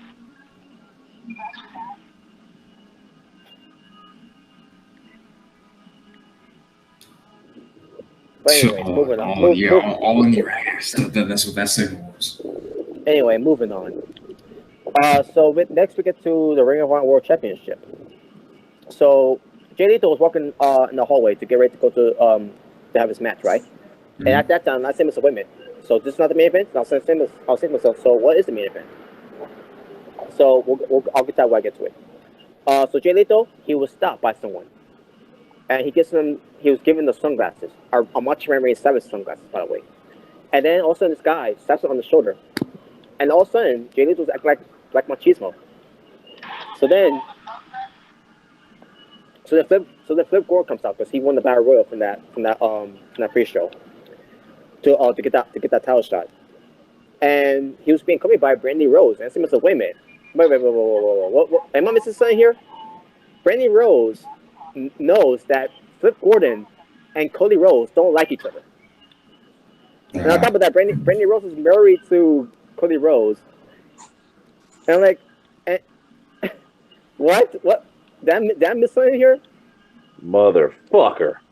But she was dressed up but she was dressed up like one of those old school women soldiers with her outfit. By the way, it was pretty nice, by the way. But because Flip Gordon, for those who don't know, he served the military. and look who he is right now, a wrestler. Good. Nothing but respect for Flip Gordon, by the way. And he's very good too, by the way. Very good athlete. So, Jay Lethal comes out to the Macho Man Randy Savage theme music, and like, okay, here we go. And he was being accompanied by Lanny Poffo. So he's doing his whole Black Machismo gimmick thing. He's got Dude, the the black man, I see where he was rocking the old red and yellow Macho Man material. That was Yeah. kind of cool, dude. Yeah, well, it was. And, because Jay Lethal got the blessing from Macho Man Randy Savage at the time when he was still here. It's cool. And Lanny Poffo, because now he's has a right for it now. He even Lanny Poffo will give him the blessing to do it. But yeah, it was pretty cool to see that. And you got the crowd chant for Black Machismo. Yeah, so the Ring of Honor World Championship title was 14 minutes and 21 seconds. Good match, very good match. And then Brandy Rose was being treated like Miss Elizabeth by Chilito, even though Brandy Rose is not managing Chilito. It was funny though. It was funny. It was actually entertaining. And then the whole thing with having Brandy Rose in the ring and then having her on her shoulder, kind of like a Randy Savage did with Miss Elizabeth at the time. Like, this is just funny. And then Brandy Rose is like stepping on the shoulder, and Jay Lethal was no longer Black Machismo. He was back to being just Jay Lethal. And Jay Lethal was confused, like, wait, what's going on here? And then later on, Lanny Poffo stepping back on his shoulder later on in the match, and he's back being Black Machismo because he's going to do his own flying double drop. Which he calls it Hell to the King. Macho King, man, savage. Yeah, brother, I love when he imitates me. Yeah. Oh yeah. Bonesaw. Yeah, it was cool. And then in the end, Jay Lethal wins. He hit the lethal injection, and there you go. After the match, so after the match, Bully Ray comes out and beats on both of them up. And then Coco Bat comes out. And then what they do here? They took a shot at the Shield. They did a triple powerbomb to Bully Ray to a table. Yeah. Damn. Jay Lethal, Flip Gordon, and Coco Banda. They did a triple powerbomb, like how the Shield does it. Yeah, I enjoy that though, because for one thing, they're not the Shield. They're actually better than the Shield, in my opinion.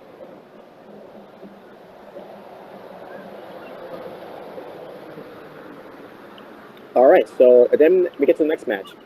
Kenny Omega defeats Pentagon Jr. This has 17 minutes and 47 seconds. This match was match of the night, in my opinion. This was an incredible match. First time, and I'm assuming this is the first time ever that Kenny Omega and Pentagon Jr. has ever been in the ring, and it was not disappointing. So yeah, I now want Pentagon Jr. to win. Nothing against Kenny Omega because I like Kenny Omega, but Pentagon Jr. is more appealing to me. But Kenny Omega. Yeah. Kenny. Well, what? How did Bruce Willis say it? Kenny Omega faggot, I guess. Yeah, because which probably I can't defend that, by the way. When it comes to Kenny Omega, because he should never wore the Jasmine outfit. So I can't defend that because that was dumb for him to do that. But once again, you get to police the gay agenda, which is again, what's that got to do with fucking wrestling?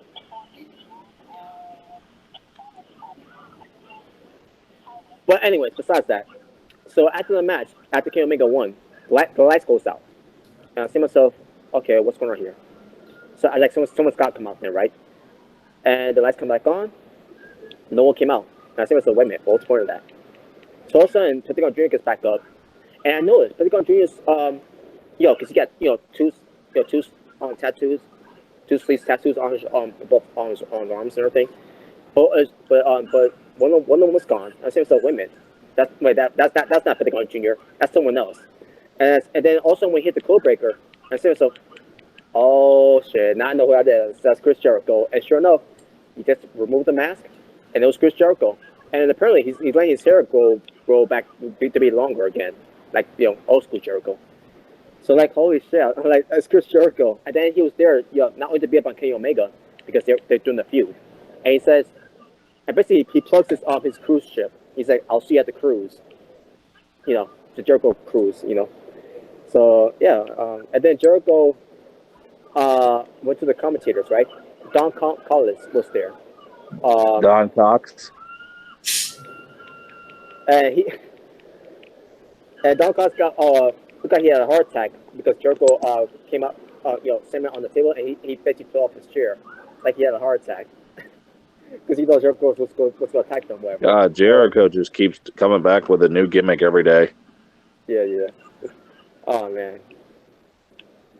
All right, so next we get to Kazuchika Okada defeating Marty Scurll, and that's just 26 minutes and 5 seconds. Now before the match, in the hallway, Marty Scurll walked into the to go ahead and have his match and all that, right? And also we get these two guys, coming walking up to him and doing this. All you see is their finger, doing this to Marty Scurll. Yeah, you're not heavyweight. You're a junior. You're a junior heavyweight and all that. And then he also starts grabbing on one of them by the finger and just doing this, and then breaks it. And then the other guy does, it's like, why'd you do that? That. And then Marty Scurll gets his finger, and then that's Marty Scurll's thing that he does. But at the same time, let's say, Mr. Women, are these the same guys?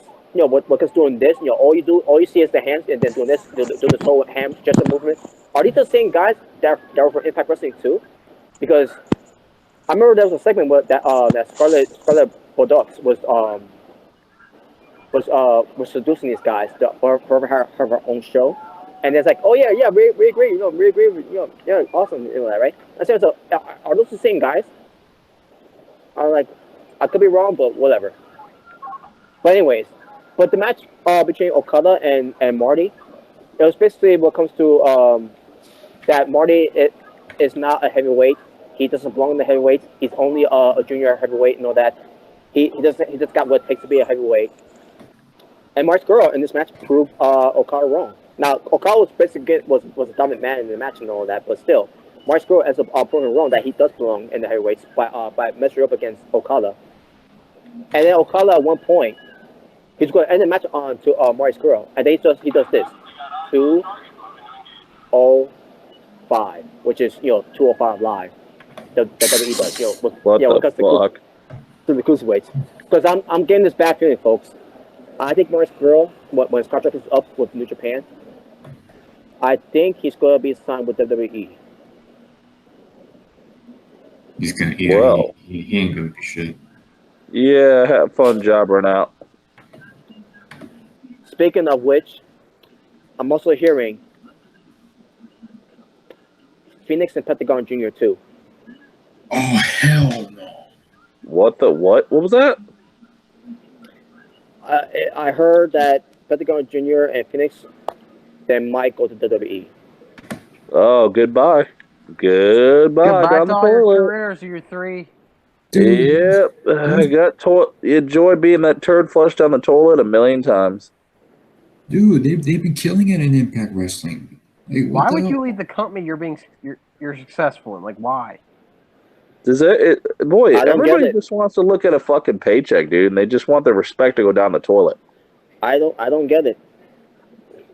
They've been killing it with Pentagon Jr. Him and Sammy They're Callahan. gonna be like, I think they also think that they want more recognition. Like, Well, I know one thing. Sammy you're not gonna get more back to WWE. recognition when you go to WWE, all right? The fans are just gonna shit on you.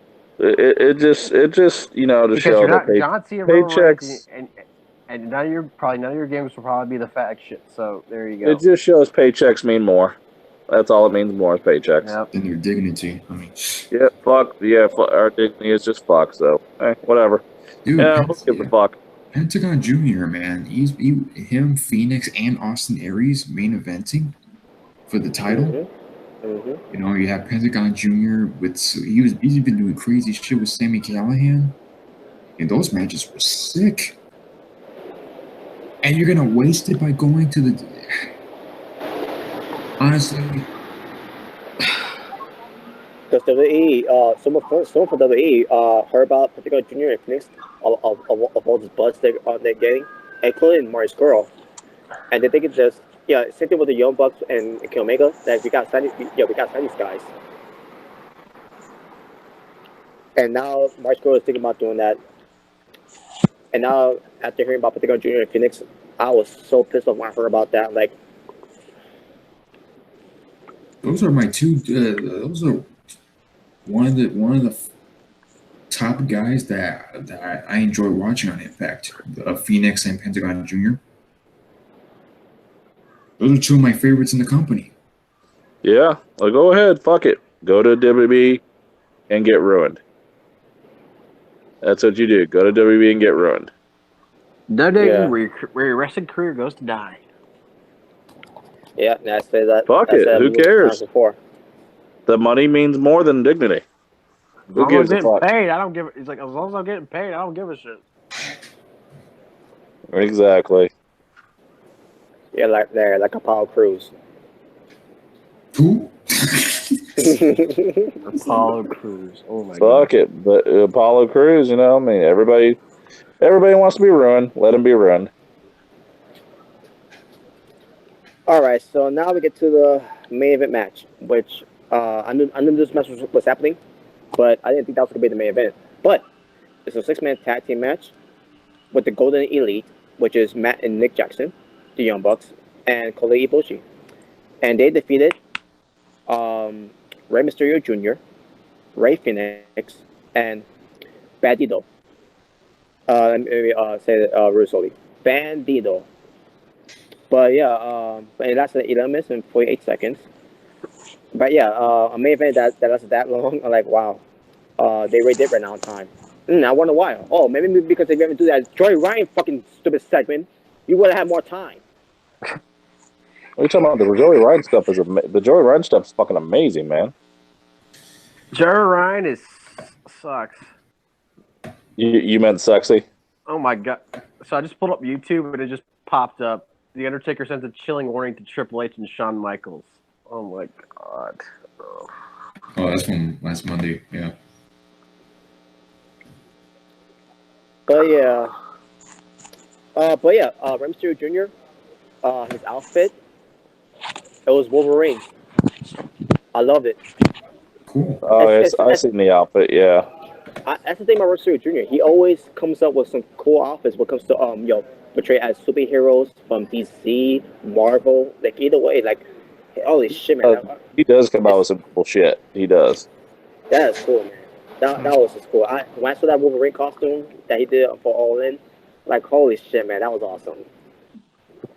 Man, that's I don't know what to say at this point. It just blew me away right there. Oh yeah, raise the goat. Mm-hmm. But yeah, as far as the match, but as far as this match was, for it to be a main event, this match was a show stealer. They was doing a lot of crazy spots in the match, and it was nonstop. They're just picking up the pace and all that. And sure, there was a little bit of no selling when it comes to doing some spots like that, because some people don't enjoy that. But at the end of the day, some people do enjoy monkey spots, spot monkeys, doing these type of things. This guy, Bandito, never heard of him, but after seeing him, fucking good. This guy's fucking good. He's a luchador. I don't know what to say at this point, but this guy, I think some people need to pay more attention to this guy. I don't know what he wrestles at.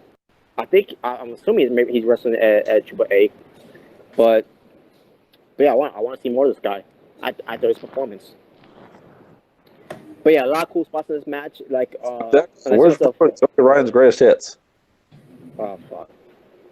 So it ain't Impact Wrestling. Well, sort of. So Rey Mysterio lowered himself to go to that bullshit.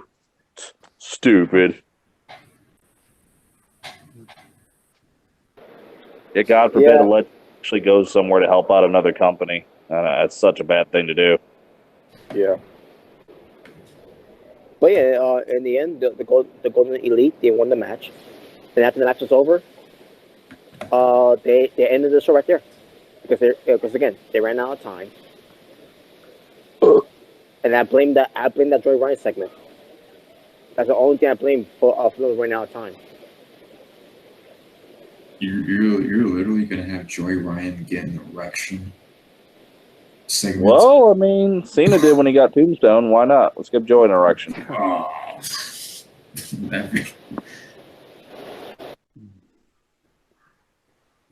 Joey's erections, all in.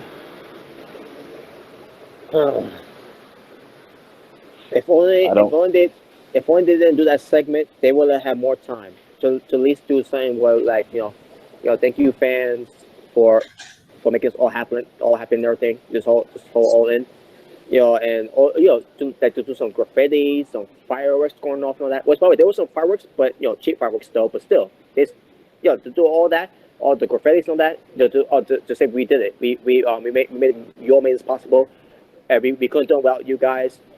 Something like that. But no, we got to do a Joey Ryan segment where after the main match was over, we had to end it right there. Dumb.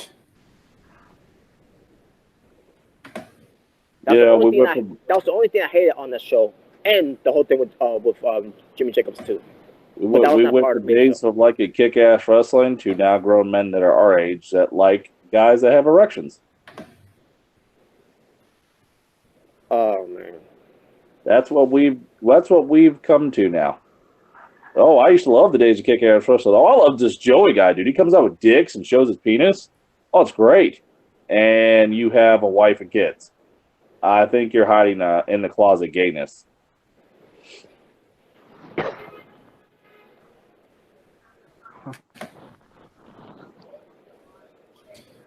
So as far as the overall, besides that Joey Ryan's bullshit, and then the Jimmy Jacobs thing, now what comes to Jimmy Jacobs, that's on the pre-show. So to me, that's like whatever.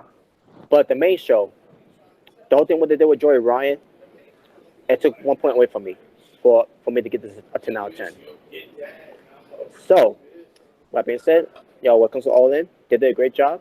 Great, there was some great to good matches. 9 out of 10.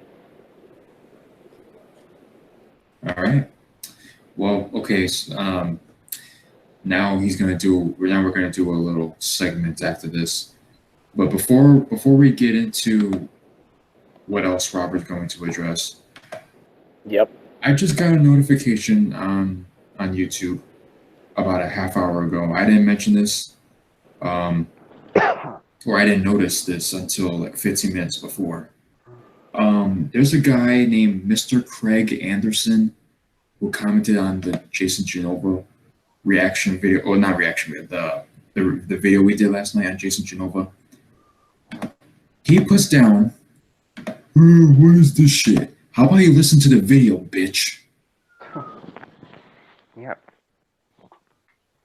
I just have to, throw that out there. Bunch of ignorant fucks. But wow. Anywho, Robert, go ahead and do your little rant there. Good All rant. Right. Yeah. Besides the rant, because of the Joey Ryan thing, which if you guys like that shit, which I don't understand why you do, more power to you. Yep. I guess. But that's whatever. That's besides the point. Now, let me get to something that what comes to people that for some reason wanted to hate All In. And I'm talking about the WWE bubble drillers. Rest in Jesus. The WWE Pukeverse. Oh, The WWE Cultists. We wanted to hate it because it sucked. It wasn't And, yes, WWE. and especially, There was no New Day. There was no John Cena. Yeah. and especially my goddamn Pennywise motherfucker. You all fucking suck. Especially Wrestling Jesus. Fucking Andy. Yeah, fucking idiot. Wow. Yeah. Yeah, especially to Wrestling Jesus. because Fucking so hope. All In has sold out tickets, 10,000 tickets, and then they end up having more people to be part of it too. More like to support indie wrestling, the independent wrestling. That that Cody and the Young Bucks had were behind as well, and it wasn't just them. There's other people on that helped out too. Um, and this has been this hasn't been done since 1993.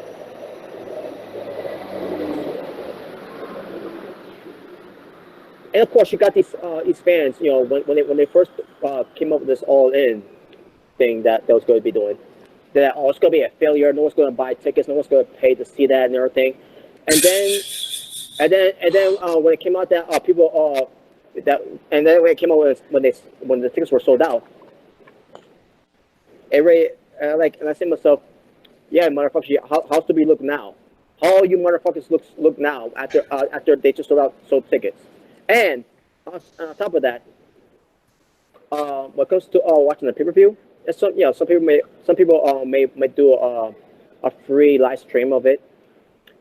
I didn't do it. I clicked buy. I paid $40 plus tax. Yeah. Because I feel like that after what they did, all that after all they did from there, promoting it, selling out tickets, and to prove other people wrong that they can they can sell out, that they deserve that I said they deserve my money because of that. So after watching it, and by the way, I was dead fucking tired after work to do a live reaction on YouTube to watch the entire show. And yeah, I did a few yarns and all that because, again, I was tired. But they still kept me up. Why? Because they fucking entertained me. It was a wrestling show that fucking entertained me. And yeah, I skipped the Joy Ryan part because I don't care to see that. I don't. That's just me. Other people may enjoy that, but I don't. You But, do. yeah, Exactly. Yeah. Fuck. Yeah, all you guys too. And yeah, and all these matches, they were all good matches. And yeah, there was a few there were a few sloppy parts of the match, and there was a few miscommunications too as well. Not everything is perfect. WWE is the same thing. WWE is the exact same thing too. WWE, when it comes to wrestling, there's some botches. There's some. I'll give you this for example. AJ Styles, Styles Clash, Samoa Joe from SummerSlam.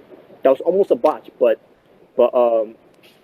because Samoa Joe was too heavy, obviously. Badass.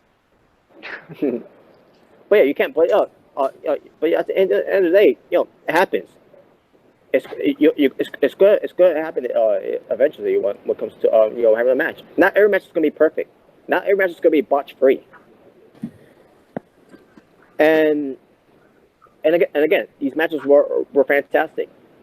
From despite how people feel about these wrestlers that they probably like, that they probably don't like and probably don't even care for, and probably never heard of them. But yeah.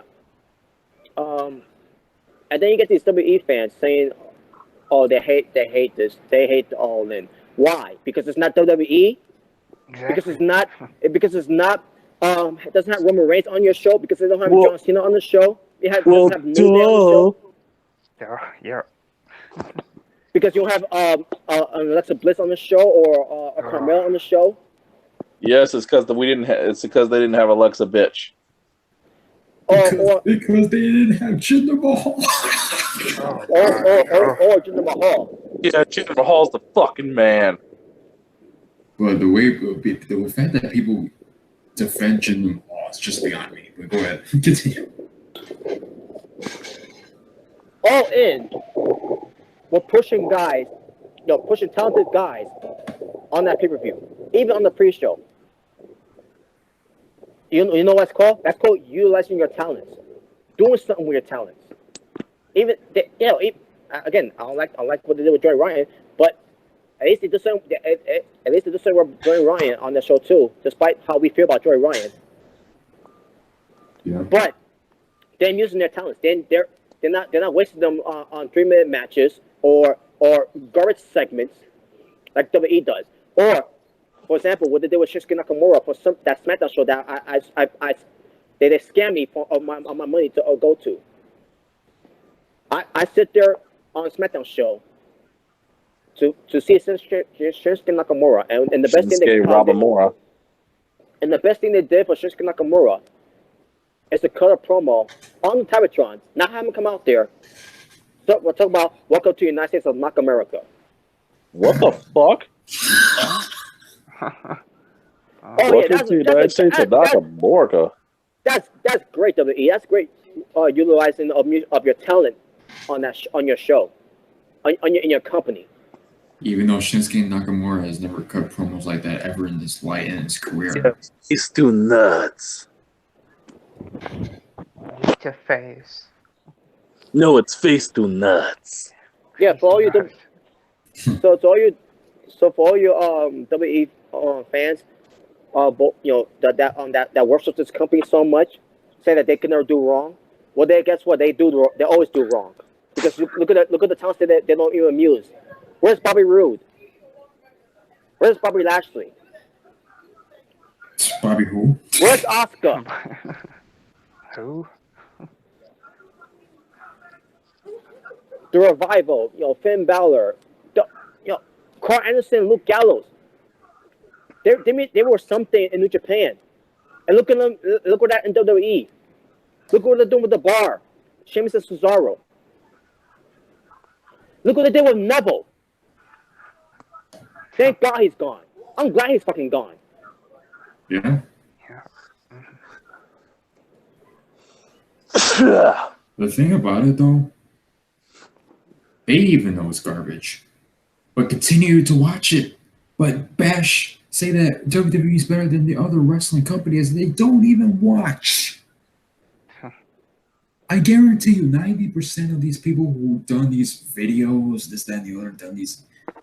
Which, by the way, if you look on Twitter, if you look on Instagram, you look on all these other social media sites, you have a bunch of wrestling fans praising this show, All In.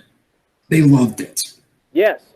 The only people, though, however, are the people that we've talked about before on videos who, for some reason, can't accept the fact that other wrestling promotions could put on better shows than the WWE can, but refuse to watch these shows and watch WWE when they know it's garbage. Alrighty. Yeah. Alrighty. Him, he always bashes not like WWE wrestling Jesus. I guarantee you 90% of these motherfuckers didn't even watch the show. 90%. And that's the point I want to make too. For those of you that hate on All In, did you even watch the show? Did y'all even pay for to watch the show? Oh, they didn't pay for it. I guarantee you they didn't pay for it. Guarantee it. When it comes to me, I still watch some WWE. When it comes to 205 Live, NXT, the pay-per-views. When it comes to Raw, SmackDown, fuck those shows. Exactly. Fuck fucking Raw and Smack ass. I don't care if SmackDown is a reaction show to watch than Raw is.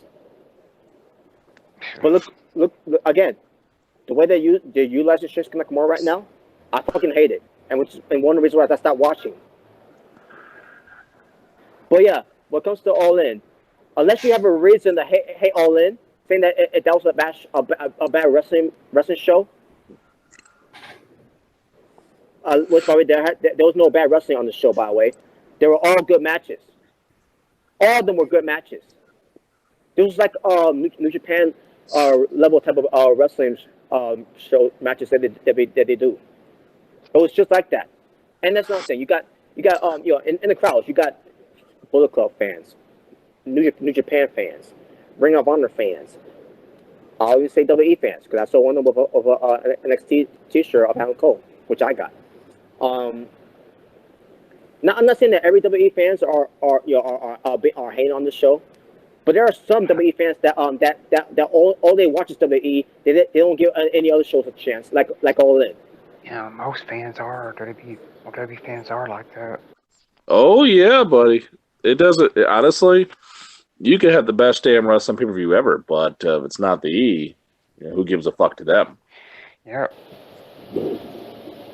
Which also goes back to the Slammiversary show that took place this year as well. Yeah. And that was a 10 out of 10 right there. Great Slammiversary, but you'll still have motherfucker shit on it. And they couldn't deny, and that's the best thing about it. They couldn't deny that it was a bad pay-per-view because everybody busted their ass on that show. Oh no, you even had the little fanboys that praised the WWE do reviews. Even fucking Mr. I like to take the WB dick in my ass JD. Oh. But all of a sudden it's like, well, I'm gonna start giving TNA a pass. I'm gonna start giving them a chance. Next thing you know, right back to reviewing Raw and SmackDown and not reviewing TNA shows at all. Yeah. Well, even if he was being legit about it, I don't want people like him watching TNA because no, they're just fake as fuck. Let me use another example also.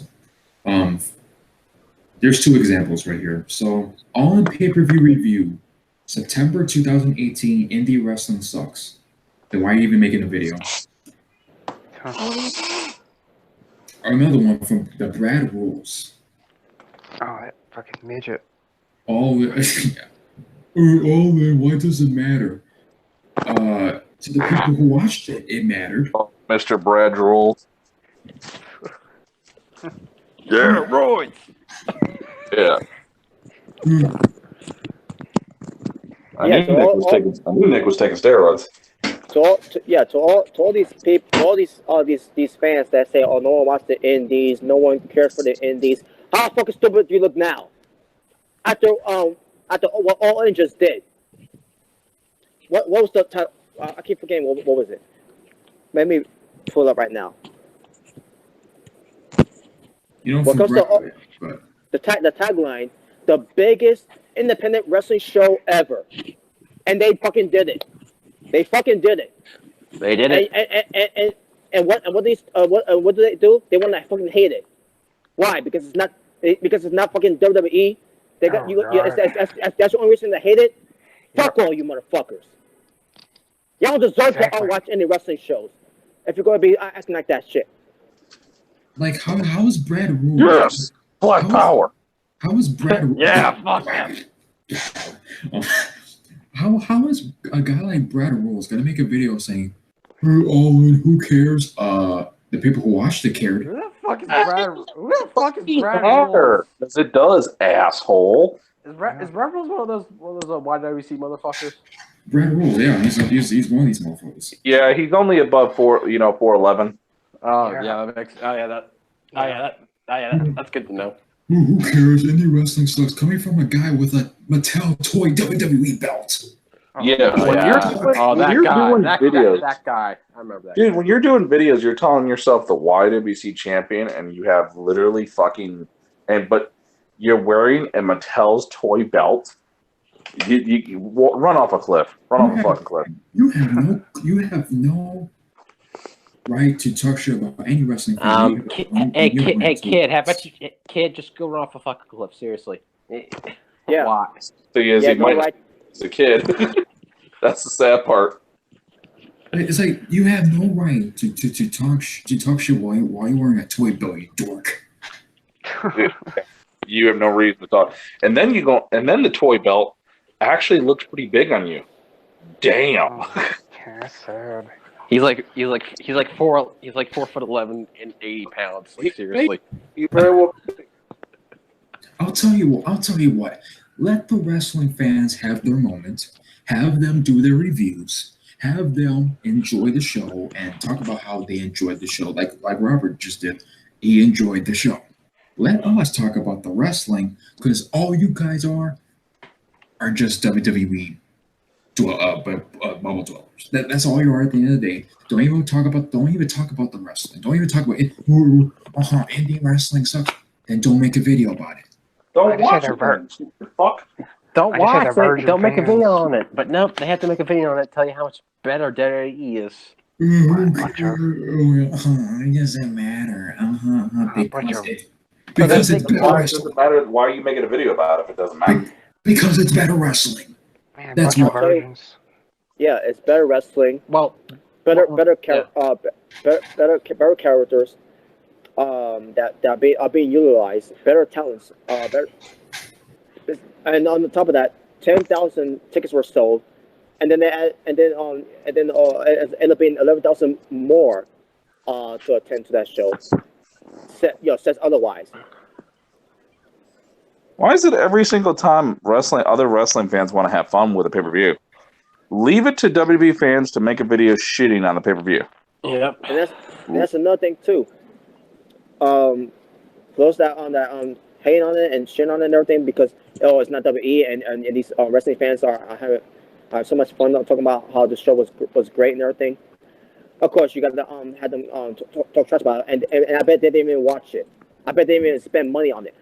They didn't pay a dime. They didn't pay a dime. Free Nah. for sucked to death. Again, I paid $40 for All In, and I can tell you right now, money worth spent because I love everything that they did on the show except for the Johnny Ryan shit. Shit, man, it would have been worth it. It would have been worth if I was in the area to even buy the tickets. It'd been worth it. Damn, I wish I would have been there. I should have been aware of this. Oh, Cody Rhodes winning the NWA Championship. That title's irrelevant. So he's happy he won something that his father accomplished. What is wrong with you motherfuckers, man? And guess what? The pay-per-view was so good, All In, that this should be a tradition. This should be next year, All In 2. Oh, there's going to be an All In 2. Yeah, It sold too many tickets and did too damn well for it to not be All In 2. Exactly. Oh yeah, so much for garage wrestling. I mean, let me tell you. Really, they called it garage wrestling? It was in a fucking arena, you dumbasses. Yet half these motherfuckers couldn't wrestle their way out of a paper bag. Maybe here's an example. A good example because of how successful All In was. Spider-Man. Better go get your toy wrestling belts. The Spider-Man movie from the Spider-Man movie, with Tobey Maguire. It did so well when it comes to box office, in theaters and everything, that the sequel, Spider-Man 2, and that also became a great movie too as well. And now, when it comes to All In, there should be another All In next year. Yeah. All In 2. Yeah. Like seriously, it should not matter if you're a WWE fan. Like, I'm still a WWE fan, obviously. I still watch the show, the product. I watch Raw SmackDown weekly. Just enjoy wrestling for what it is, man. Just enjoy watching wrestling. Why can't you, why can't you just enjoy the wrestling that they're giving to you? It doesn't just have to be about WWE. You see, this goes beyond having an opinion, having an opposite opinion. You're just being a pure fucking dick. This goes way beyond having a difference of opinion. This is going beyond that, and people wonder why we make videos on these people, because they don't have a real opinion, because they don't watch the show.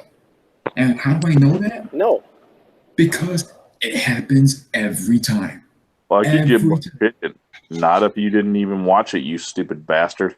They won't spend money on indie wrestling, but they'll spend money for a shit trash garbage WWE that they're just going to scam the fans for, because WWE has their own agendas to push, like a Roman Reigns and the John Cena's and the New Days and all the pieces of trashes that they push on TV. Now, mind you, these are the same WWE bubble dwellers who make these WWE reviews every single week, whining, bitching, and moaning and screaming at the camera about how much it sucks, but say it's better than indie wrestling. WWE's pissing me off. This indie wrestling show sucks. You know what? Just stop watching wrestling altogether. Just shut up and stop watching wrestling. Just shut up. And for the people that are hating All In, fuck you. Now, don't get it misconstrued. If there's legit people who did watch the show and it wasn't your cup of tea, we're not talking about guys, just to interrupt for a second, we have to go off topic here for a little second. We got some more stuff involving a certain someone we know. Oh boy.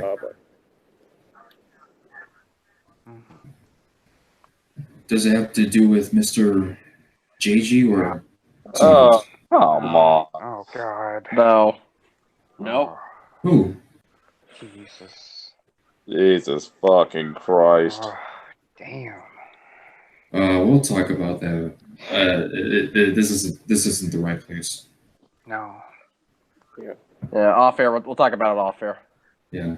But yeah, to all these motherfuckers who are hating on All In, just for the heck of it, again, fuck all you motherfuckers, and that includes you, Wrestling Jesus.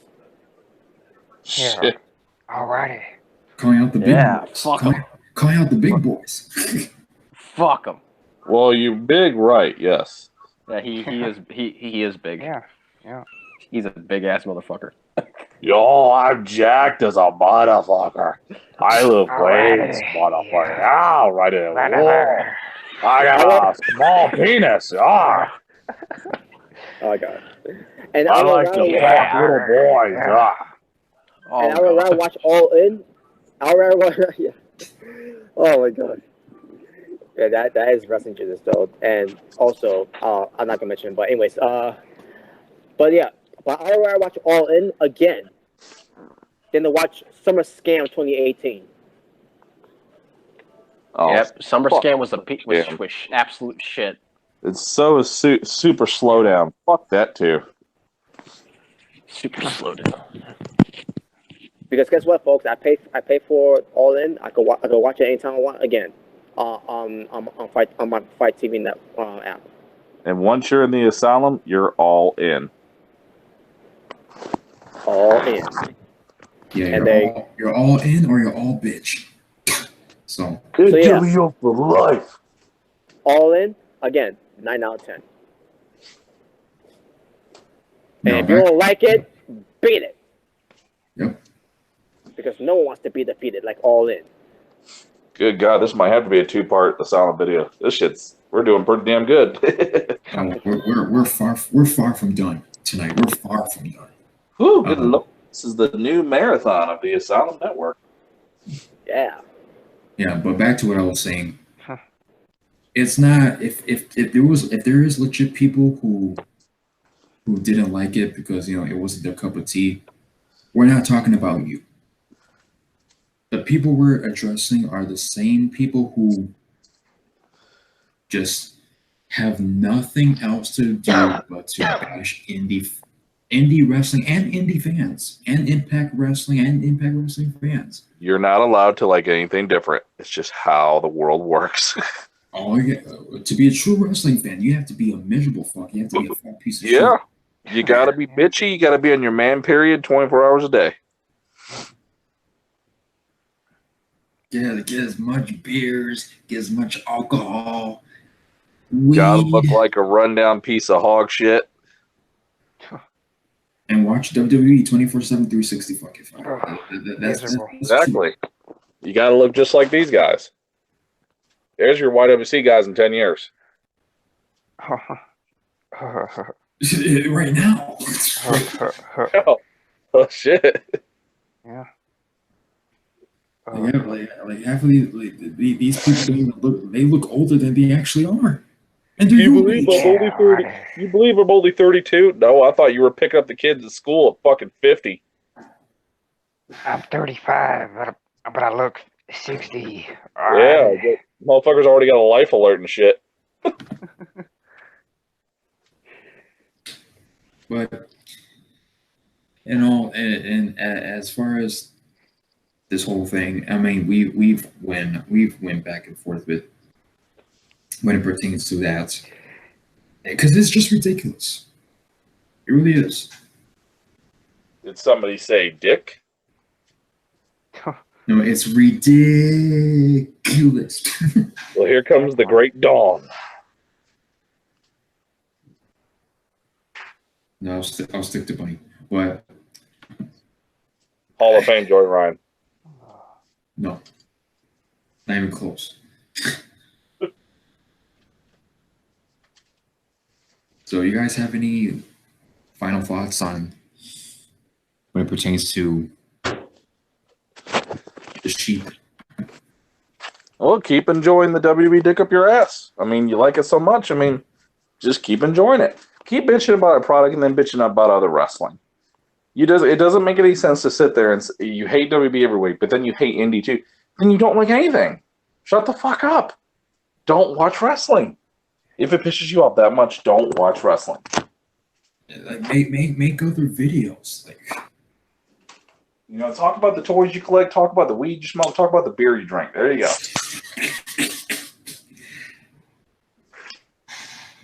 well, we know two specific individuals when it pertains to smoking weed and getting drunk. We know two individuals.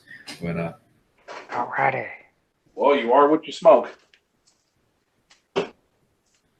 oh no, I wasn't referring to that. I was referring to two other people. One who smokes weed and the other one who gets drunk. Like shit. Yeah, talking about my cousin. But Oh. kicking them out.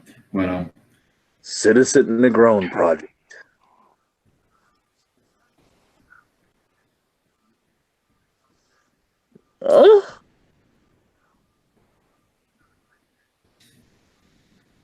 yeah, so that's pretty much what we gotta say for the wrestling topics. And Incoming call. We have we're gonna need Mr. Shawn's view to the principal's office right away. yeah, that's what happens in not the asylum, but the insane asylum. So Yeah, this is the good asylum.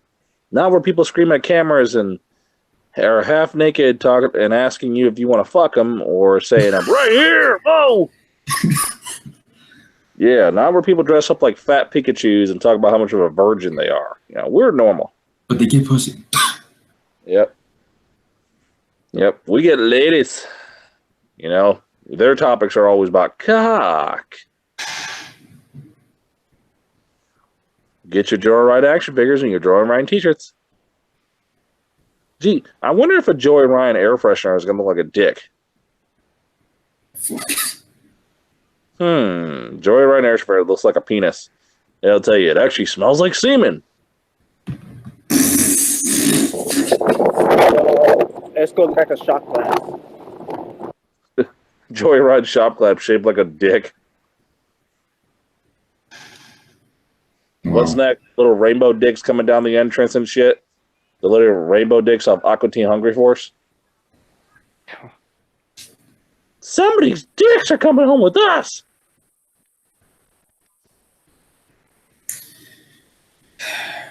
By the way, Hot Topics are now selling Hot Rod Ronda Rousey t-shirts. Get them while they're hot. Good toilet paper. And they have Bullet Club Super Kick t-shirts, but hey, who cares? They're indie wrestling, so who would want to buy that? Oh yeah, for sure. Oh, there's New Japan fucking merchandise all over the mall now. There's actually more New Japan merchandise in the mall than there is WWE shit. Cool. Yeah, because people wonder why we watch indie wrestling. Well, the reason why we do is because it's a good alternative from the WWE. You know, we have an alternative. We could watch other type of wrestling, which we prefer. And that goes for Impact Wrestling too. But if you're just WWE, really, what kind of mentality is that? Seriously. We don't think that way. We're like, it's ridiculous. But so that's it for the Wrestling Asylum show. We have another one coming up as well, and you guys can tune into that as well. So thank you guys for watching, and we are out. Peace. Yeah, Dating. peace.